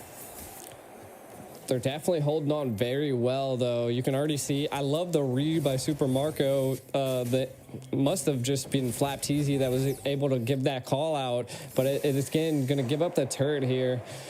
From the side of Onic, they need to keep this pressure going. Like, they're able to secure neutral objectives. They've taken a tower already, which I think they just need to continue that focus. And if they can continue that, then AP Bren will be kind of pushed back against the wall. Now, what I think's really coming in on AP Bren's side is that they are kind of lacking a little bit of damage. It could be that we see the Fermis going with a quantum charge, which is a little interesting for a mid lane, I would say. Just looking to be engaging and being in the battle. So I think they're really relying on Super Marco, which again, I mean, he's 1-0-1. He could still get there, but I think it's going to come into the mid to late game. I mean, if AP Bren gets the time, Top they will lane. definitely become a problem. A little bit of damage on Flapteasy. A nice knock up, but the Heartguard comes in the nick of time, but Albert gives him a face full of torn apart memories. Onic finally starting to have the advantage in a map, but they still have to be careful. As we always say, AP Bren could make the strike at any moment. Yeah, but I love that they're going back to the fundamentals, right? Like, they're just securing neutral objectives, taking towers, because I felt like maybe they listened to us. Like, they just weren't secure in towers in the first and second game, and we're seeing that time around. Towers don't always mean wins, but it also allows you to punish a team when they overextend during Lord fights and, you know, other things like this. But this is where AP Bren normally flicks the switch. So this is where we're going to have to watch out. First Lord is here. Can AP Bren flick the switch, Trex? We'll see. It's definitely a possibility. Super Marco hasn't taken a death, can still pack a punch. The only problem is AP Bren doesn't have that much. Oh my God, never mind. I was going to say not that much damage, but look at Flapteasy shredding down San. San's forced to use the black shoes before the Lord fight. Lord down about 20%. Here comes Minoan's Fury, the flicker once again, every time, time after time. Onic now trying to clean up. A Keyboy goes down, few, able to pick up the kill. Albert gonna be next, but he finds a kill on a Kyle Teasy just in time. Kyrie able to take the Lord, but he loses 2 members. 3 members make it. AP Bren standing kind of on top. I think it could be a win because they're gonna get a tower here. Onic, yes, they get the Lord, but at what cost? Yeah, I mean, you can kind of see at what cost the final slash did come out, and it kind of offset AP Bren there. Torn apart memories definitely took them down low. I think they kind of like tunnel focused right there, and then they forgot that Kyrie was in the center of board pit and was still there, and he was low HP. They could have definitely jumped on him, so a little bit of a mistake by AP Bren. I mean, they were able to take out Albert, but again, they lost the Lord, took a mid tower. They need to kind of focus up and take the left and right tower as well. Looks like they might be trading the mid tower here as they're trying to come in to save it. Yeah, Onic wants to go for it. They've lost their whole mid, so their side is honestly a bit more open in a sense. They need to try to crack this tier 3. It's going to be huge for them. Since they've taken so much on the sides, it's going to be, if they can crack that tier 3, it definitely opens things up, because right now they're still stuck in the bottleneck of rotating around the map. The moment they get that, it gives them a lot more freedom to be the aggressive team that they want to be. I feel like what's causing a real problem for AP Bren at this point is that Lilia's Ice Queen one. Like, it's just slowing down the team to a crawl, and it's allowing Albert to scale. Now, he did take a death there, and you can kind of see I like this. They're focusing now on the turrets. I mean, there's not much else on the map to kind of focus on, kind of put a little bit of pressure, but you got to remember that you're missing towers as well, so overextending could be a little bit of a problem and something that Onic can capitalize on. We'll see 65 seconds to the next Lord.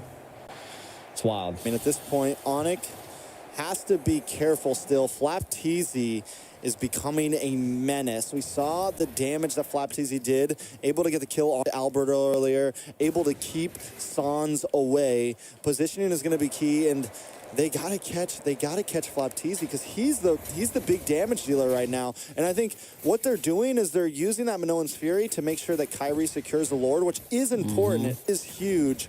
But if they continue to not catch some of the damage dealers of AP Bren, they're gonna continue to get shredded. And look at that. CC should not be allowed in this game. She's a monster right now. Once she gets War Axe in, it's just ridiculous. Yeah, I don't know. I've never been beat up by a yo-yo, but I can only imagine it would be a little rough. But yeah, I mean, kind of looking at AP Bren, they're taking it slow this time around. Again, trying to be calculated. The next Lord is up. This one, if I'm not mistaken, should be a little enhanced. So this is something that AP Bren's going to want to get, and Onic is definitely going to get. So we got to watch out for Keyboy. His positioning in that Minnow's Rage has been the key factor for Onic's plays right here. But if they're able to whittle him down and maybe make a different play, we could see something big here. Yeah, the Keyboy is kind of switching it up a little bit, trying to give Sans a little bit of space. He's going to get pulled back in. Kyrie and Kyle Teasy, foes of their time, facing off on this Lord again. Ogwin. See, here's the great thing about the Angela, right? Yeah, because she can heart guard at any moment and be in the fight, and that's one of the tough things about going against an Angela is you constantly have to worry about that because Angela doesn't really have to be in the 5v5 until she pops the heart guard. Onic gonna reset the Lord. Kyle Teasy making an engage. Kyrie able to get the taunt. Out comes the Nether Realm. That could be huge. Black shoes for Sans. A little more damage. Oh, there's the flicker. Can they catch one? Not yet. Flapteasy does get the heart guard. They're looking for a little bit more damage. Onic still taking this slow, but minions are on their inhibitor in the bot lane. Someone's got to go back, and they choose to make it Sans. Kyrie going to try to make his way in. Kyle Teasy there as well. Heart guard going to be gone. No Nether Realm for the side of AP Bren either. Still several ults for the side of Onic. I think they need to maybe try to force this now before the clocks start ticking and the cooldowns are up. But Onic doesn't want to rush this. They don't want to force it. Yeah, what it seems like is that they're just buying time at this point just to be able to push towers in against Onic. And Onic, I mean, they are, you know, pushing the lanes in as well. Left lane's kind of pushed pretty far for them, but I feel like their AP Bren's controlling the lanes a little bit better. Lord kind of low. Are they going to be able to opt to reset it or not? Oh, the Kyle Teasy takes this Lord. I'm going to lose my freaking mind. He gets stunned. A final slash. Pushes him to the side. Can they do it? Keyboy actually able to take it with Minoan's Fury. But AP Bren not quite done yet. Still unloading. Finally, Flapteasy goes down. He's been a nuisance to the team for a while. But now Keyboy goes 1 for 1. Onic finally coming out on top in a Lord fight. I mean, right now, we're definitely seeing... I can't believe Keyboy ended up getting that Lord. Both retries weren't available. But hey, I mean, that's a win for the side of Onic, right? They're able to utilize an enhanced Lord, keep them at bay. Kind of taking a look at some of the items we do see. Super Marco missing 1 so far, so not too bad. Brody as well. So both marksmen's about to be online. Onic trying not to go home empty-handed. Definitely not.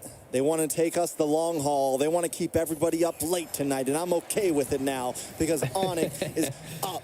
And I didn't want to see a sweep. I was getting a little tired, but that's okay. But wait a second, in the top side, Albert taking a little bit too much damage. In trouble. Few gets the killing spree. Kyrie is the next. The Bren effect is online. The switch has been flipped. It's not too bad, though. It's not too bad. 2 fall on the side of Onic, but super minions are barreling down onto AP Bren. I mean, it's a good game. It's a good game. Onic clapping back, but AP Bren seems to be winning in the team fight area. They just have to switch it up a little bit and be able to secure some of those neutral objectives. Now, if they can't do that, then Onic's going to constantly keep being on top. Neither base are pierced yet, and I feel like that is going to be a big factor when one team's able to do that. We do see a little bit of a setup here. Maybe that could be the flick of the switch. You can already see that they are zoning lanes so well, Trex. I will say this is the first time we've been this far in the game, and Onic hasn't been down about 5,000 to 10,000 gold. And they were able to defend before at a huge gold deficit. So I want to say that maybe them being even or close to AP Bren is the advantage. But here's how good AP Bren is. Even in the beginning of this game when they were down in kills, even when it felt like Onic was in control of some of the fights, AP Bren still keeps a solid gold lead. Take us through some of these items, though. Yeah, taking a look at some of the items here, really what I'm seeing is Fairmiss just now picking up a Divine Glaive, so a little bit of magic piercing definitely going to be happening on the team fights. Again, Brody now has that Wind of Nature versus that Albert does as well. Sold his boots, so Super Marco sold his boots, picked up the Wind Talker, so that could be one of the biggest plays here. I mean, we're 17 minutes in, not super late, but being able to pick that up right now is huge. Let's see what they're able to do with it here, Tract. All right, Kyrie, going to start off on the Lord. Let it reset. Altizi, per usual, just feeling the ground out, rolling around. Going to get position over the Lord here. Super Marco going to start to unload Keyboy. Testing the waters too. Onic very grouped up here. Sans holding the side, and once again we got the signal. Oh, wait a second, a little bit of damage on a Flapteezy there. We're gonna be able to chip him back. Someone's got to go up and deal with Ogwin. AP Bren, the Angel backdoor, non-stop, just harassing. God, that's annoying. You gotta feel it for Onic right now. I mean, if we feel like it's annoying, it's definitely annoying. Like, someone go deal with Angela again. You know, you as well. You mentioned the Divine Glaive earlier. Here's the thing about the Fermis in the beginning. Oh, wait a second. A lot of damage. The taunt does lock down. Flapteezy gets the heart guard, but it might not do enough. Cult Altar to try to help seal the deal. But still, Flapteezy taking a lot of damage. There's the Minoan's Fury. Onic trying to collapse. Albert able to find Super Marco. Sans picking up the kill. Few now on the run. AP Bren for the first time shot back in 3 series. Shooken down. Onic taking control of the Lord Pit, but look at Kyle Teasy, man. Look at him. He's still going to try to go for this. Flapteezy with him. Is AP Bren going to finally back off? They decide to. Onic going to take the second Lord. What happened there in our break time? Onic now online. They're putting it to AP. Oh, look at the final slash. I don't know if they're going to be able to do anything, though. Teasy getting some nice chip damage. Kyle Teasy in a little bit of trouble, getting way too locked up. Finally taken down from the Appraiser's Wrath. San able to pop the black shoes. Onic moving in onto the inhibitor. Lord hasn't even showed up yet, but they're going to break down this base. Onic not trying to go home too early. Got their eyes on the prize here. Lord to make his way down the mid side. Onic ready to fight. Yeah, I mean, I'm super surprised with how much damage they're outputting at this point. I think it's just they're utilizing and baiting quite a bit of the utility via AP Bren, but the siege is happening.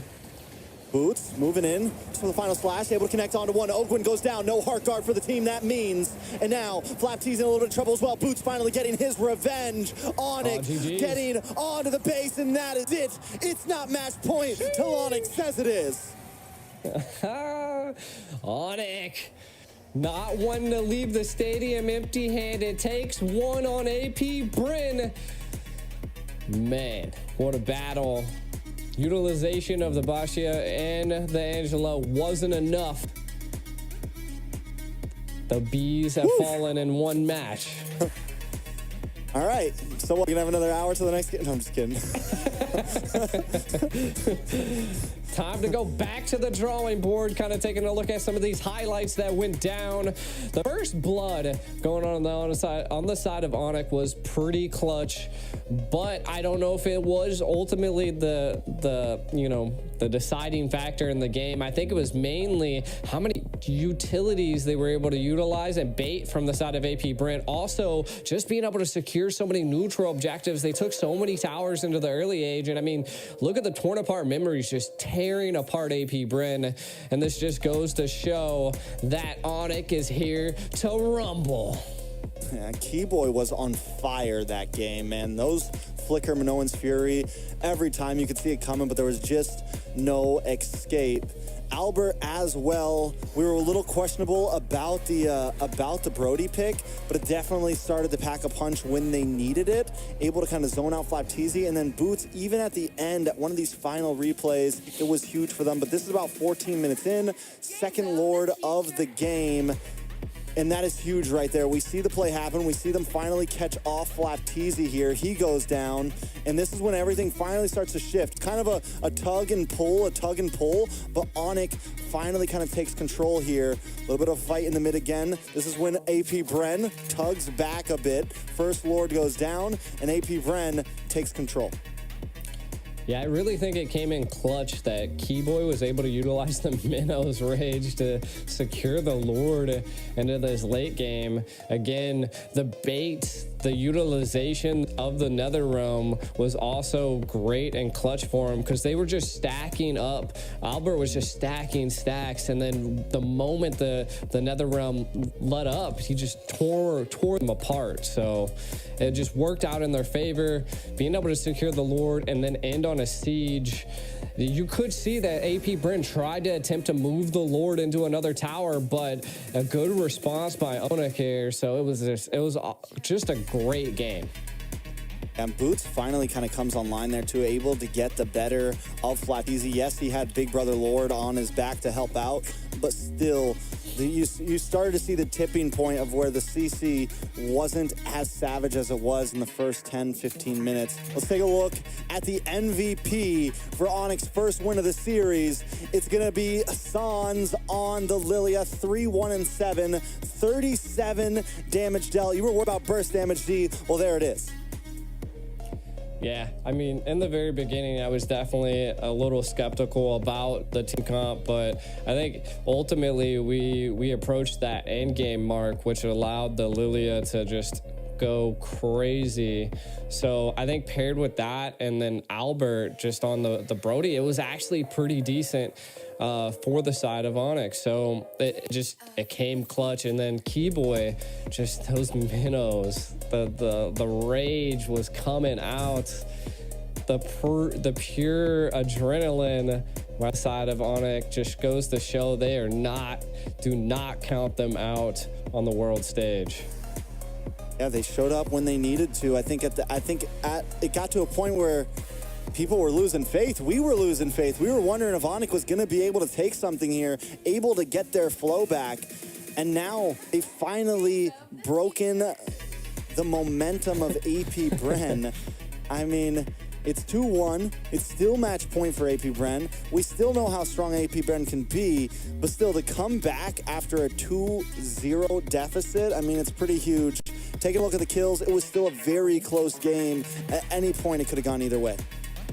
Yeah, you got to really think about the mental when it comes to being so far behind like this. And now, I mean, it's one step to the highest pedestal here. Can Onic keep that up? And I mean, if they're able to break the switch of AP, then I think they could definitely do this. They got to hit the switch and turn the lights out. I feel Anyways, like it. We'll see. All right, so Onic takes it, and again, I think in that game, I don't think it had too much to do with draft that game. I think honestly, AP Bren had a decent draft. I think one of the major points was Keyboy timing those Minoan's Furies perfectly, and Onic able to kind of hang in there against the force that AP Bren is. And I think they had a very clear job going in there is, okay, we need to just make sure we're able to secure these lords. Like, even if we're a little behind in gold, even if we take a death or two, we have to secure the Lords. And the best way to do that is Keyboy to time the No One's Fury perfectly so that Kyle Teasy gets knocked up and that Kyrie can get a clean retribution off, can have free space. And first Lord, you know, even some of those turtles, they took losses on them. They would take 2 deaths. Onic wasn't really winning off of those, but what was definitely not happening is they weren't losing off of them. You know, they weren't falling behind 5, 6, 7K gold by the 15-minute mark. So Onic maybe has found an answer to at least keep up with AP Bren throughout the early to mid game. Yeah, and I think it really comes down to just solid CC tanks, right? Like just having, I feel like, of course they had an Angela, right? So it was a little bit of a problem when it just came to that aspect. I thought it was going to be a little bit too much support paired with the Faramis. So again, it just came down to great timing, good control, and overall execution. So overall, Onic did insanely well that game. I don't know if it was that little bit of a break that they just, you know, took a shot of energy, but whatever they just did, bring it again. They definitely needed something there, and they pulled it off. There's something else I want to point out here. No Vexana that game. Yeah. You No did say Vexana that game. earlier. You said that if Vexana got banned. It was AP Bren who banned it out, but still, like, the pressure that Few brings on, I think, any kind of mage like that, I think it's something that we definitely need to look at, something that definitely needs to be made clear, because the zoning he's able to give him when you put him on something like the Faramis, it's just not there as much in the early and mid game, and it kind of slows down the pace of AP Bren. True. So, I mean, we've seen quite a few comps come at AP Bren now, and quite a few comps pulled out by Onic, so it just, we'll see. I mean, if they can keep this up, I like the momentum's now in the favor of Onic. AP Bren now having to take a step back and kind of, you know, re-look at what was going down. Do they force the Vexana in the lineup once again? I mean, it seems like the Lilia has just been a game changer for some teams. So maybe targeting the Lilia. I mean, there's quite a few options that they could possibly go with here. But I think right now, Onic just stays on the same path that they're on. Just keep the solid CC up. You definitely need it for when you're taking a Lord like that, because every time it seems like it's coming down to a 50-50 retry battle. So we'll have to see. I feel like Onic's on a good path now. Yeah, they're going to get blue side as well, which I think blue side has been, you know, the favorited side for wins. So you get the first pick. You get to draft a little bit differently. On blue side, you can kind of choose to target a bit more if you want, and let red side see if they want to do the more of meta bans. Things like the Joy, the Matilda, you know, those things we've been talking about for a while, which we know AP Bren is normally willing to at least leave one of them open, like the Guinevere. But still, I do feel like you're a bit more in the driver's seat when it comes to the first phase of bans. Picks a little bit different because you're pretty open to get countered to, but still, I think Onic is in a decent position right now to definitely make this series stretch out. Yeah. My overall thought is now, like, what does AP Bren do, right? You know, they're a little bit on the back foot. What's their overall strategic approach to this next match? Do they just rock it out like they did in the first two, kind of play as aggressive as they possibly can? I felt like they definitely took a step back because they had 2 supports this time. So I feel like that could have been a big factor into their overall gameplay. So maybe not utilizing the Faramis in the mid. It doesn't seem like it's super effective against Onic, especially when they have that burst mage in the center. Again, they picked up the carry, but we've seen the carry actually shine sometimes. I just don't think it made it too late into the game for it to really pick up.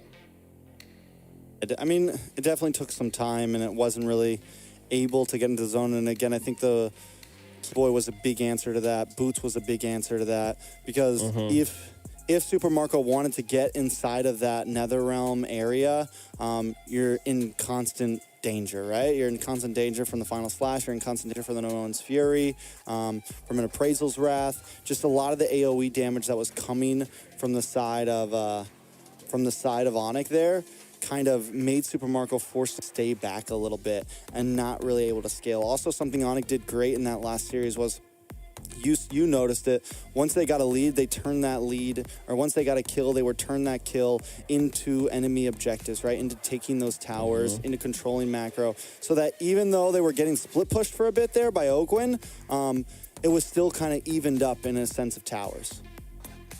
Yeah, and I felt like that again was just like the first two games they were lacking in the objective department, right? They weren't taking towers. They were losing turtles and lords. So instead of going for the 50-50, might as well just go for other objectives, right? And this time they were actually winning turtles and securing objectives. And something I've always learned throughout my like Mobile Legends career is that if there's a kill, you need to turn that into something else, right? Like they're down a person, let's go get something else, right? Secure the enemy jungle, secure a tower, secure something, you know, vision on the map. Like always take something when you take something again, right?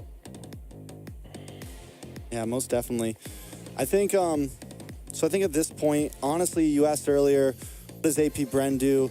I don't think they really need to change too much. Even that last game was very possible that they could have taken it, right? It's very possible that they could have won that last game. Onic was not like in complete control of that game. They were able to get a big play and finish things out. They even rushed it, you know? They didn't even like play it super safe in that last finish. They were like, we got to end now. We got to end now. Whereas AP Bren normally takes a slower approach. If they get the better of you, they take an inhibitor or two, then they back off. They come back for another one. Onic knows it's we can't mess. We can't play with our food. Let's get in there. So definitely, I think AP Bren can kind of just come into this again, play what they want, you know, play what they feel is best. I definitely think one of the weaknesses in the last one was the Fermis and the Angela. It kind of gave a little bit too much space for Onic, and I think one of the things they've done so well is smothering Onic, and that's where Onic kind of falters, because Onic's not used to teams smothering them, right? I don't think Onic is really used to teams just like bullying them in the laning phase and things like that. And I think that's where AP Bren kind of has their number. It's like, okay, we have the skill, we have the micro mechanics to kind of go there with you, and when they do that, Onic kind of falls apart sometimes. Yeah, definitely. And I enjoy the strategic approach that like you're stating, you know, but I'm still like, do they run with the same comp? I know that they were kind of just lacking a bit of damage, and I kind of felt like that was going to be the case, especially since, I mean, I know that Asha definitely does counter the Fred a little bit just because of that jungle speed, but I think the early death that he took was like one of those downfalls. It already slowed down his jungle at that point and kept him at bay. So I do think that ultimately the Angela just didn't help like any of the other roams did that they've played, right? Like the Angela just can't jump in there, can't get vision, or she'll pay for it, which I think in the very beginning she was the first one to die, which again is just a little bit of a tough choice. So I think it was ultimately they were trying to bring the AP Bren style into something that is a little laxative and not as easy to pull that style off, you know? I think it's definitely a fair statement overall. I want to take a look at, see if they're up just yet. at some of the last picks and bans real fast, since we have some time to kill, it seems. First bans for the side of AP Bren there. They banned out the Vex, they banned out the Joy, they banned out the Novaria. This time Onic is going to be blue side again. I still believe that Onic should maybe stick to what they did, ban out the Vexana. Maybe even if they don't want to first pick it, maybe even ban out the R-Lot, because in the hands of AP Bren, that R-Lot is just vicious. Whether it's Ogwin, whether it's whoever, does look like finally we're going to be jumping into the draft. Still match point for AP Bren. Onic trying to get the rerun here, trying to tie things up and bring it all down to one game. Yeah. Good. I mean, Onic said we're not going to be able to first pick the minnow, so let's get rid of the minnow. Let's get rid of the Vexana. They're targeting key heroes that were definitely disrupting their flow, and I think they're ready, right? Like, this is match point still, AP Bren. So Onic gonna have to really strategize here when it comes to this, and you know, like you said, it's not a best out of 7, but they're kind of, now that they have this extra game, like they've been able to learn, they've been able to see the little bit of a weakness that AP Bren had, be it the draft, be it the overall control in the game. But I think this is the time that they're able to like mount up a game plan. Now they're going the fair miss. Now there's 2 options here. Do they leave open the Matilda or do they leave open the Guinevere? I mean, definitely, I think it's, they leave both open. Just force it so they can get one? Yeah, I think they leave both open. Yeah. I mean, that's normally the strat here. They might leave the Gwynny open. That's what we saw in game 1. They left the Guinevere open. They banned, this was like literally almost the same exact position. So they know they can play well against the Guinevere. They might just ban the Matilda here if they see it as that much more of a threat. They go for, no, they leave both open. So does Onic prile the Gwynny or the Matilda? I think they got to take the Matilda. I was thinking so too. But, I mean, what we did just see, I mean, they're going for it. Yeah. I was like, but it seems like they need solid CCs to interrupt Calteezy. So picking up that Matilda, does that force them out of that comfort zone that they just had in the last match? Like, you're going to have speed, but are you going to have CC? I mean, it's definitely possible. I'm wondering, my thing is now that they have this Matilda, they can go for, like, Onic can kind of go for something a bit lower pace if they want. Like they could go like for the Barats now. We didn't see them pick it before. We also haven't seen Kyrie in general played a whole lot. Now with the Nana picked, they do need to think about a mid lane here. There's no Novaria, there's no Vexana. They need something here. They could go for the Lilia again, lock it in now. Could be solid. There, Barats Lilia. Ooh, 3 for 3, baby. I mean, we're just good. Good. We've been here a little bit. Now for the side of AP, their final pick here, I mean, they could lock in the Arlot. I mean, that would be a good team control. I mean, the Minnow's already banned. I mean, they could go Tig as well. Yeah, Tig, I think the Arlot's honestly really solid. Just, I mean, because it's flexible. We know that both Flap and Ogwyn can play it if they want to. It leaves them very open. And they both of them, Flap TZ and Ogwyn, both played amazingly. But they go for the CC. CC's a monster. I mean, CC's like a point away from just being on the ban board every single, in the draft, honestly. Yeah, but I feel like is she going to be able to keep up with the speed that the Matilda offers, right? Like, I feel like she has to have that presence to harass. And if the Matilda's there, I feel like that's where the conflict happens.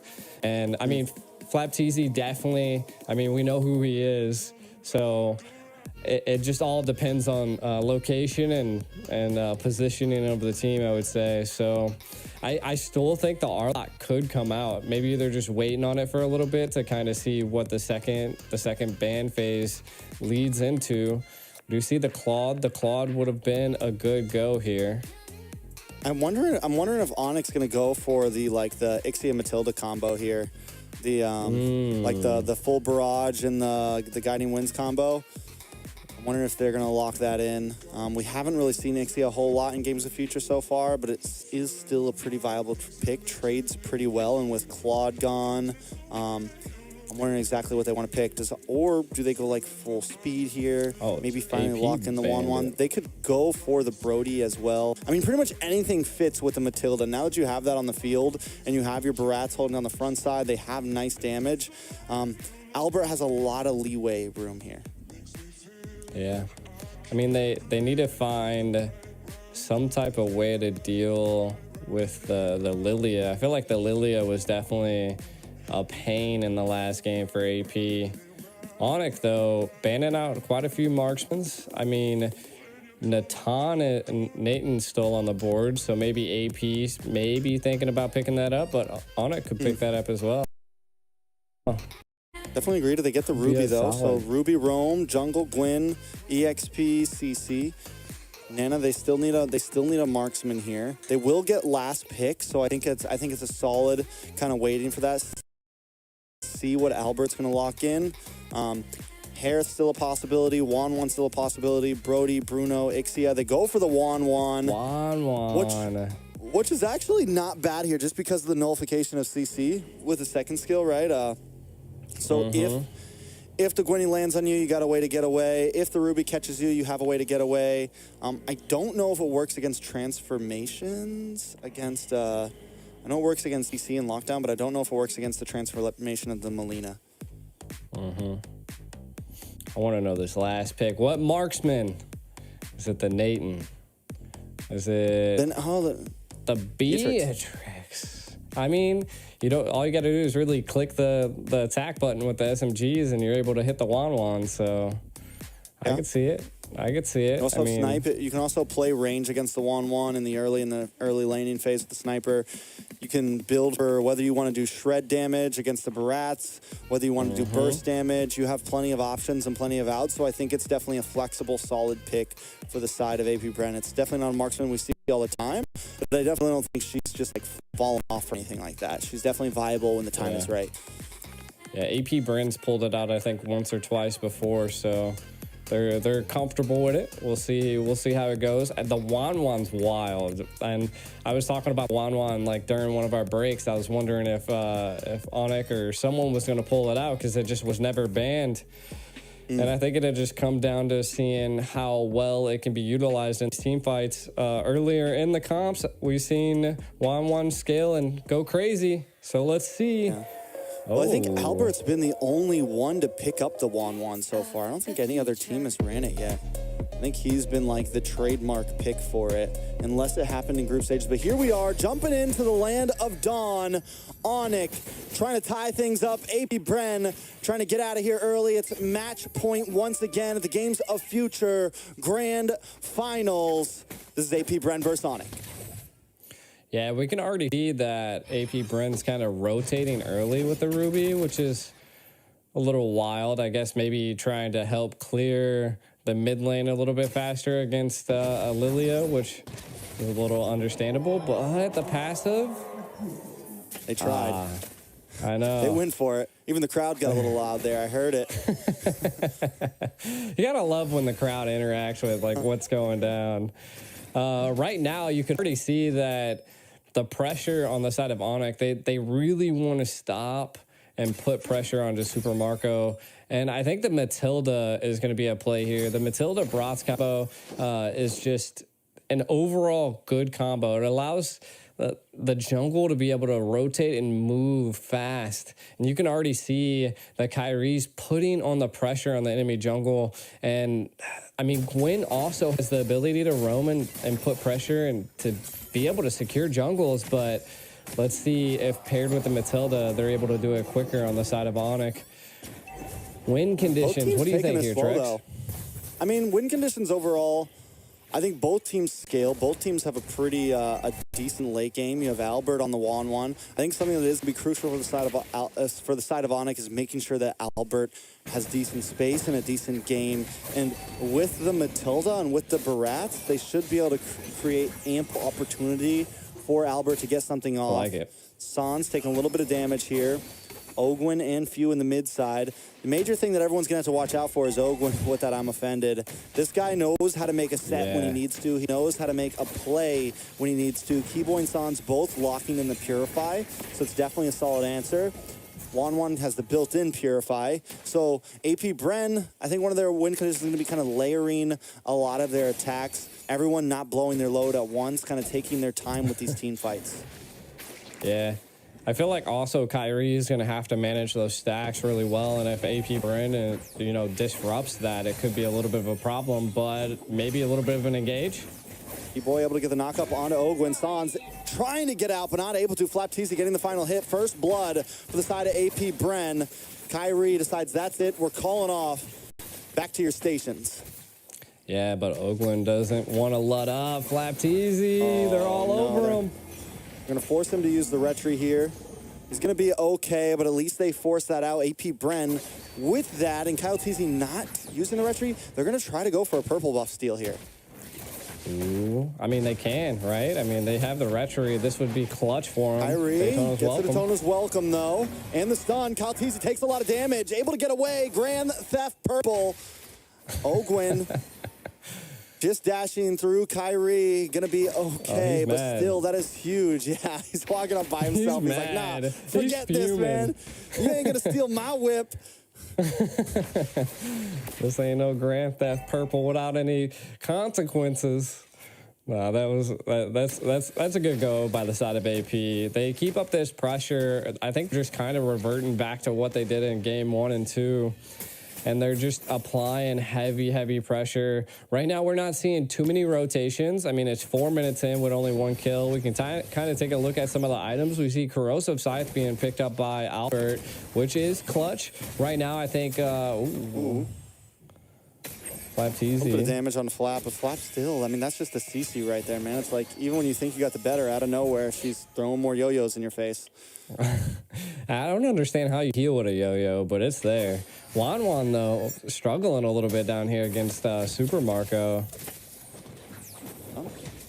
Two major happening still. It's 1-0. Gold at a small deficit for AP Bren, but this is definitely a good spot for them. If Super Marco can keep dominating in this top lane and Albert having to slow play this, like I said, it's going to be a problem. They need Albert to scale. They need Albert to be able to get some free waves here and be able to get involved in these team fights soon. Oh, a lot of damage on the Keyboy, though. Keyboy might just be able to get away from this. Use the circling eagle, but no. Taken down, and a kill goes into the pocket of Super Marco.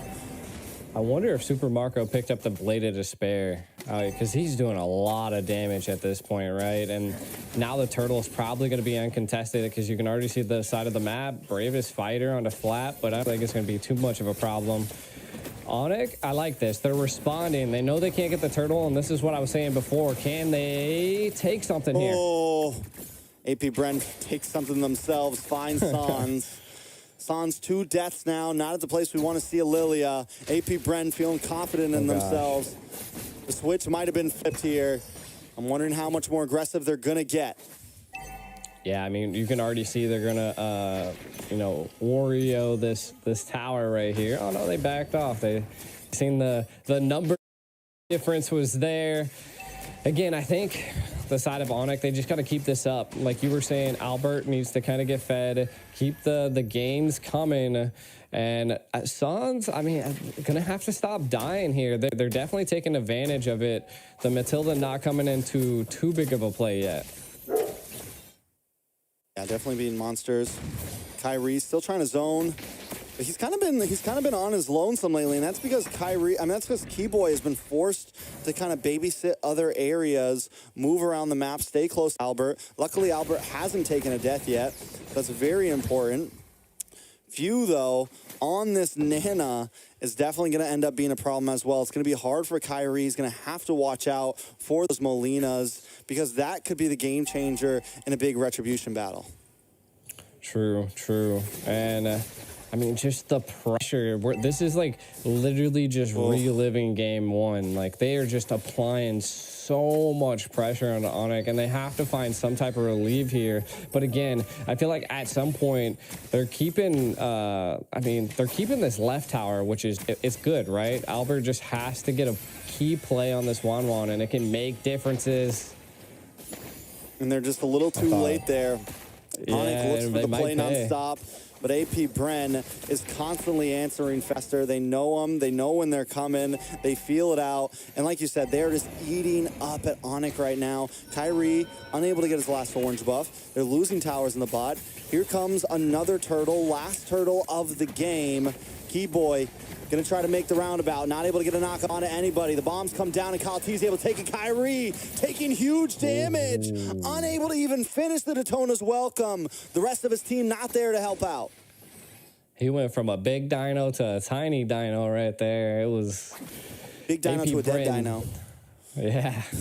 AP Bren just controlling the field, turned him into a fossil.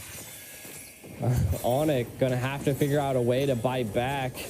And I think, I mean, they're controlling it here. I just think at some point we need to see Albert into an engage, but they don't want to lose him. I thought he was going for the quick no-scope right there. Almost hit Super Marco, definitely becoming a threat. 2-0 and 1, the 360 no-scope. Trying to land down. Onic American now Sniper Special. losing out on the mid side as well. AP Bren looking to close the distance here. Can they clear this wave? Ogwin, Poppy, I'm offended, but a lot of damage. On to Few, forced back. Sans looking for the chase. Doesn't have the black shoes, so can't overcommit, but Boots able to get the land down onto Kyle Teasy, but out comes the Beer's Passion, and Kyrie is forced to back off. A nice crossbow of Tang, but still no finishes for Onic. AP Bren still controlling with the 5K gold lead. Now, if I was on the side of Onic right now, I would just, they got to play it tactical at this point, right? Like, Albert's still doing really good. Keyboy hasn't died, but I think he needs to be in a little bit more of a key location to be able to save his team sometimes. Mainly, Sans at this point kind of dying. Taking a look at some of the items, we do see the Demon Hunter sword being picked up by Albert, so could be coming online, but the biggest difference is that Super Marco has the Malefic Roar secured and the Blade of Despair, so the damage is a lot. Oh, Boots gets pulled back, though, with the I'm offended. There's no way to get the stun, trying to respond. Able to come back, using the guiding wind. Sans able to pop the black shoes. AP Bren. Oh, snap. Does everything they can, but Onic, do they want to try to push this over? Nobody falls in such a clash, and only teams like this could pull something like that off. Flap Teasy still holding down the front line. Kyrie, here comes the conceal play. Watch for Ogwin, watch for Flap. Kyrie taking a lot of damage here. Ogwin gonna get locked up, misses the I'm offended. Boots misses the stun. Super Marco looking for an angle. Kyrie able to take the first Lord of the game there. They lose Sans and Boots though. Very similar to last game. They're able to control the objective, but AP Bren may be able to crack through this tower. Yeah, I mean, this is good pressure by AP Bren, but Onic able to secure it. I feel like it's good. Look at Albert, possibly going to be able to make a play, maybe on a flap. Do they attempt it? They have Keyboy with them. No, they're just going to play a safe, back off. They got the Lord. They stall out a little bit more, but how long can they continue to play the stall game for? AP Bren with a dominating lead right now. Yeah, and we can already see Super Marco is just coming online. The damage is devastating. When the SMGs collide into any of the team fights, it's just, it's too much. Really, right now, if I'm on the side of Onic, they're doing what I would do, right? Just keep Albert farming, keep him going. He's 1-0-0. Really haven't seen any crossbow tanks coming out just yet, but when they do, that's probably going to devastate AP Bren. So I feel like that's the biggest thing we have to watch out for. We don't see a Win of Nature being picked up by Super Marco, but we do see it by Albert. So again, this is what I was saying. This could be a turning grace. Ooh. Skill play from Ogwin, not able to find too much. Kyle Teasy dashes under the tower. Onic still just trying to defend here. Albert playing the off lanes, doing it well, just farming up, still hasn't taken a death. So yes, you're right, that's huge. But AP Bren, man, this is exactly where they want to be. And at this point, they feel comfortable. They're just going to kind of freeze up the lanes a little bit, slow play things, hold their gold lead, and wait for Onic to step out a little bit too much. Oh, he missed both shots. I feel like if you had the SMG right there, Sans would have been panicking, but... I mean, Sans panicked anyways. He's like, black shoes, black shoes. Was not messing around. I mean, I think it was smart if he stayed there. It could have been bad, but either way, like, you see the snipe come out, you're like, oh, I gotta go. Because you don't know who else is in the bush. Kyrie. A little bit of a skirmish here at the purple buff. Kyle Teasy. Looking for an angle as well. Super Marco going to back off as Few stays behind. Taking a lot of damage. Few in trouble. Forced to use a flicker there. Takes a little bit of burn, but the passive does not proc. AP Bren still in control. Yeah, I mean, I think they're in a little bit of control, right? I mean, right now, Onic able to, control a little bit of the right lane and the turtle area. I feel like this is going to be a key play. Do they opt for a conceal play? Kind of how do they approach this here? Utilities available for both sides. Only thing is that Nana does not have that flicker, so could be huge. You can kind of see Pew staying into the back line, trying to keep them at bay. Onic, what's your play? I don't know. I mean, they do have control over the pit, but the last time I felt like they had a little bit of control over the pit as well. They don't want to step too far out. They can't really take full control because if Boots gets to the other side of the river, he just gets torn apart. If Keyboy steps to the other side of the river, he just gets torn apart. So they kind of have to play this half and half game. Zahn's in trouble, goes down, a mega kill into the hands of Super Marco. Onic aborts mission.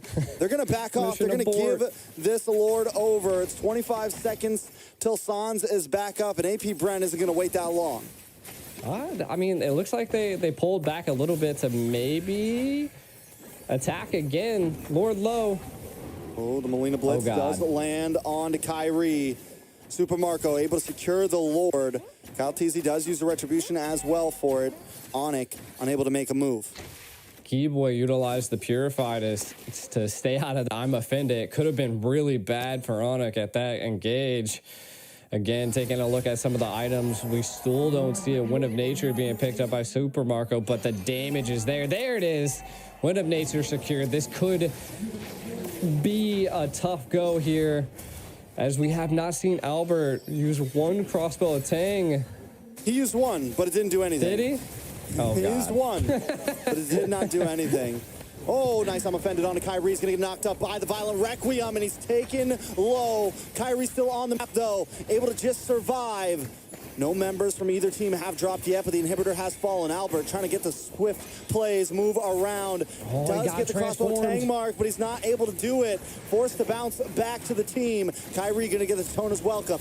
Bash him against the wall. Flop Teasy takes a little bit of damage, but the I'm offended locks onto Kyrie. Kyrie taking too much. Can he survive this? A little bit of play. Kyle Teasy dashes back onto the team. AP Bren got what they were looking for, but still nobody drops. And it's just insane to think about two teams like this can have a battle that long and nobody dies. That was crazy. Lords barreling down, sustainability from both teams. And that just goes to show like the micro play coming from both sides are just so good. And to be honest, I was suspecting Super Marco to actually be dealing some like critical damage, but Onyx just able to eat it. Oh. Gonna lose another purple. He sees no buffs this game. Kyle T is always there, the man of Kyrie's nightmares right now. Just retry after retry after retry. Kyrie even has to, he even tried using the retry, but he's still unable to get it. Kyle Teasy and the team showing pure dominance. Yeah, I mean, there right now, AP Bren's. Yeah, this is what I was saying, right? Like in the early stage, if Kyrie's not able to keep up these stacks, it's going to be a big problem. Oh, no! Marco!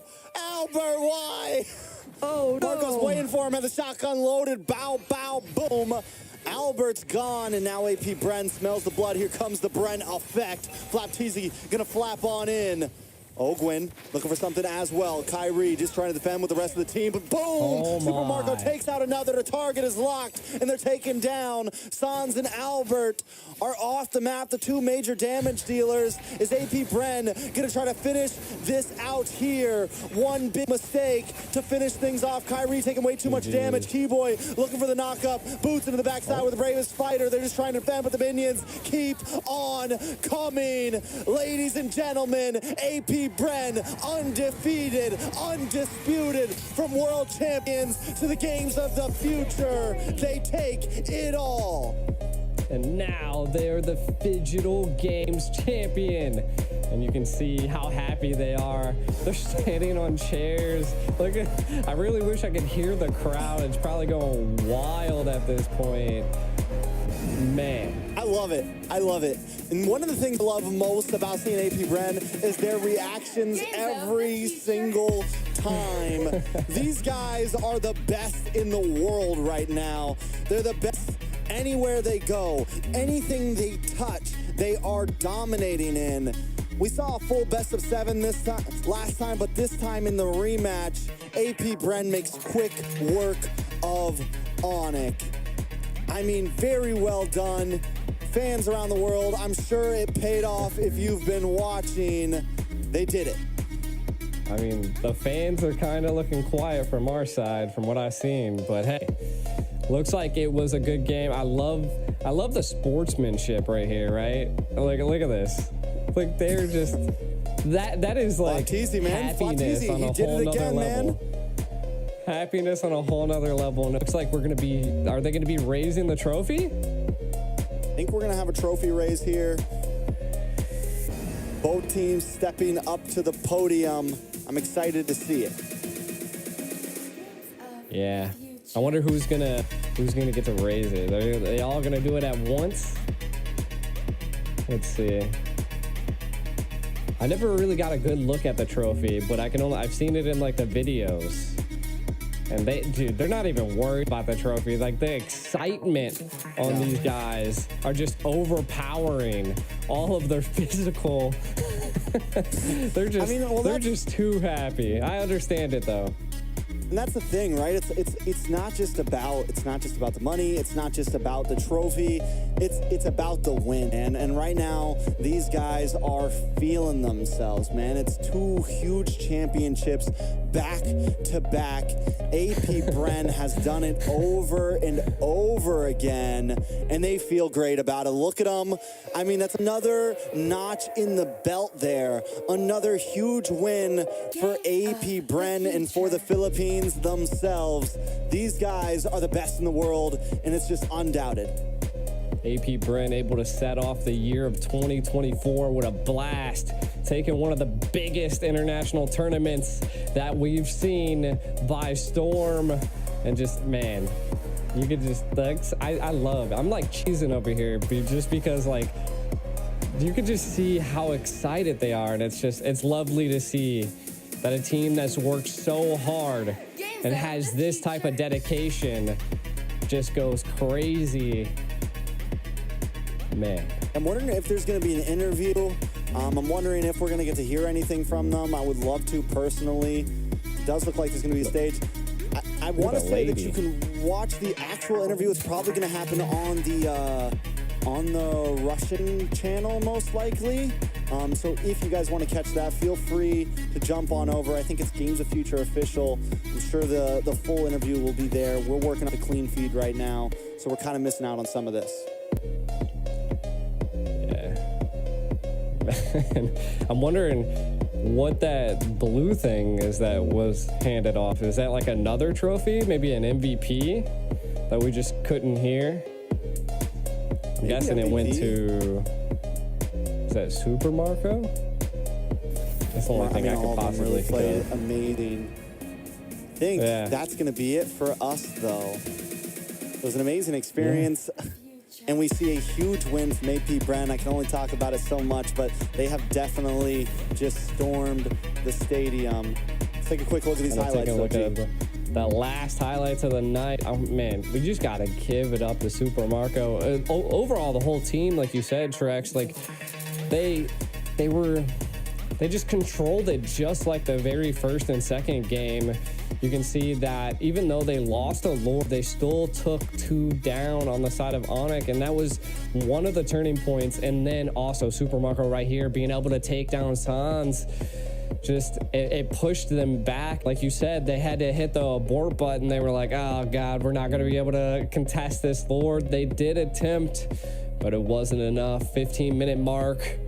Kyle Teasy diving back, kind of baiting out a lot of the utility. Again, AP Bren at every corner, it looked like they were low. The fight just kept going.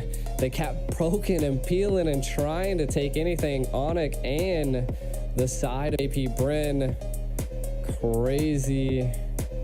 Man, I love to see it. Just Onic they put up such a great fight, but the last game, AP Bren coming in hot, coming in ready, and they took it all. One final reaction.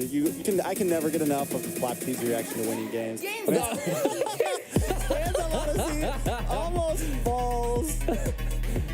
He knows, man. They know. And here's the thing. That's the Bren effect right there, baby.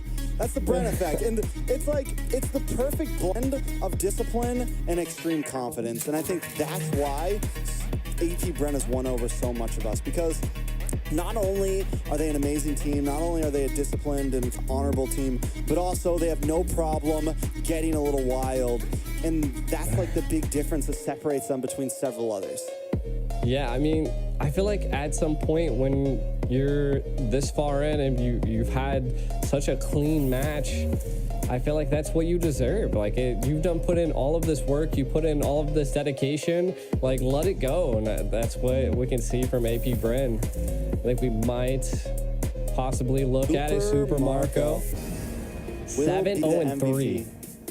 Yeah, well, I mean, the game-changing play, the shotgun at the end, waiting for Albert. He was about to recall. Super Marco was 2 seconds away from recalling. Albert comes bouncing on up and just taken out, and that was it. That was just two shotgun shells to the face, and it's over. That's all it takes. I think Albert blinked, and then he was like, "I'm dead." Yep.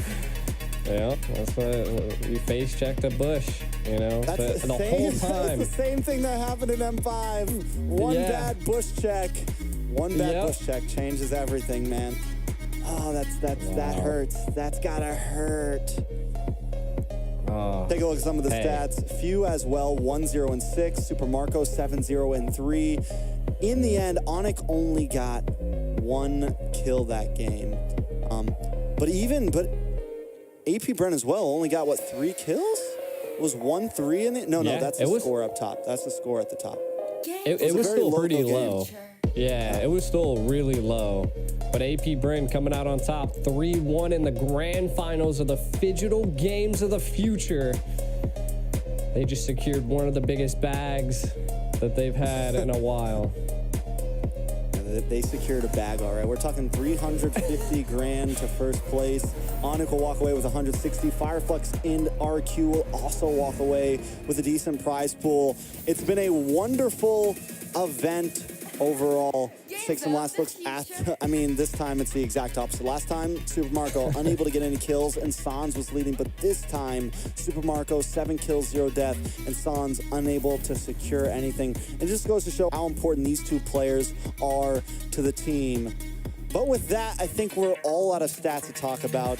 We're all out of games to talk about.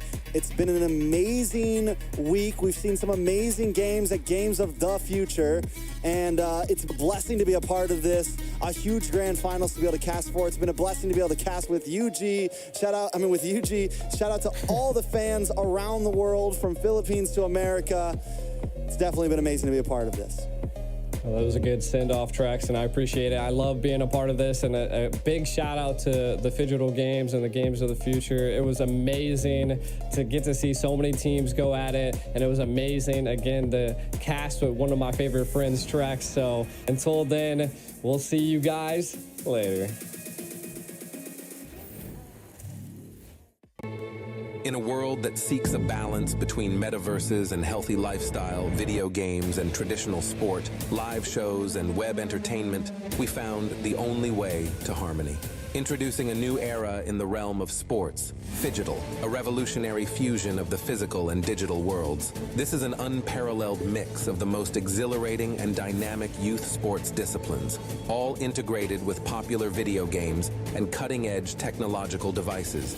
This unique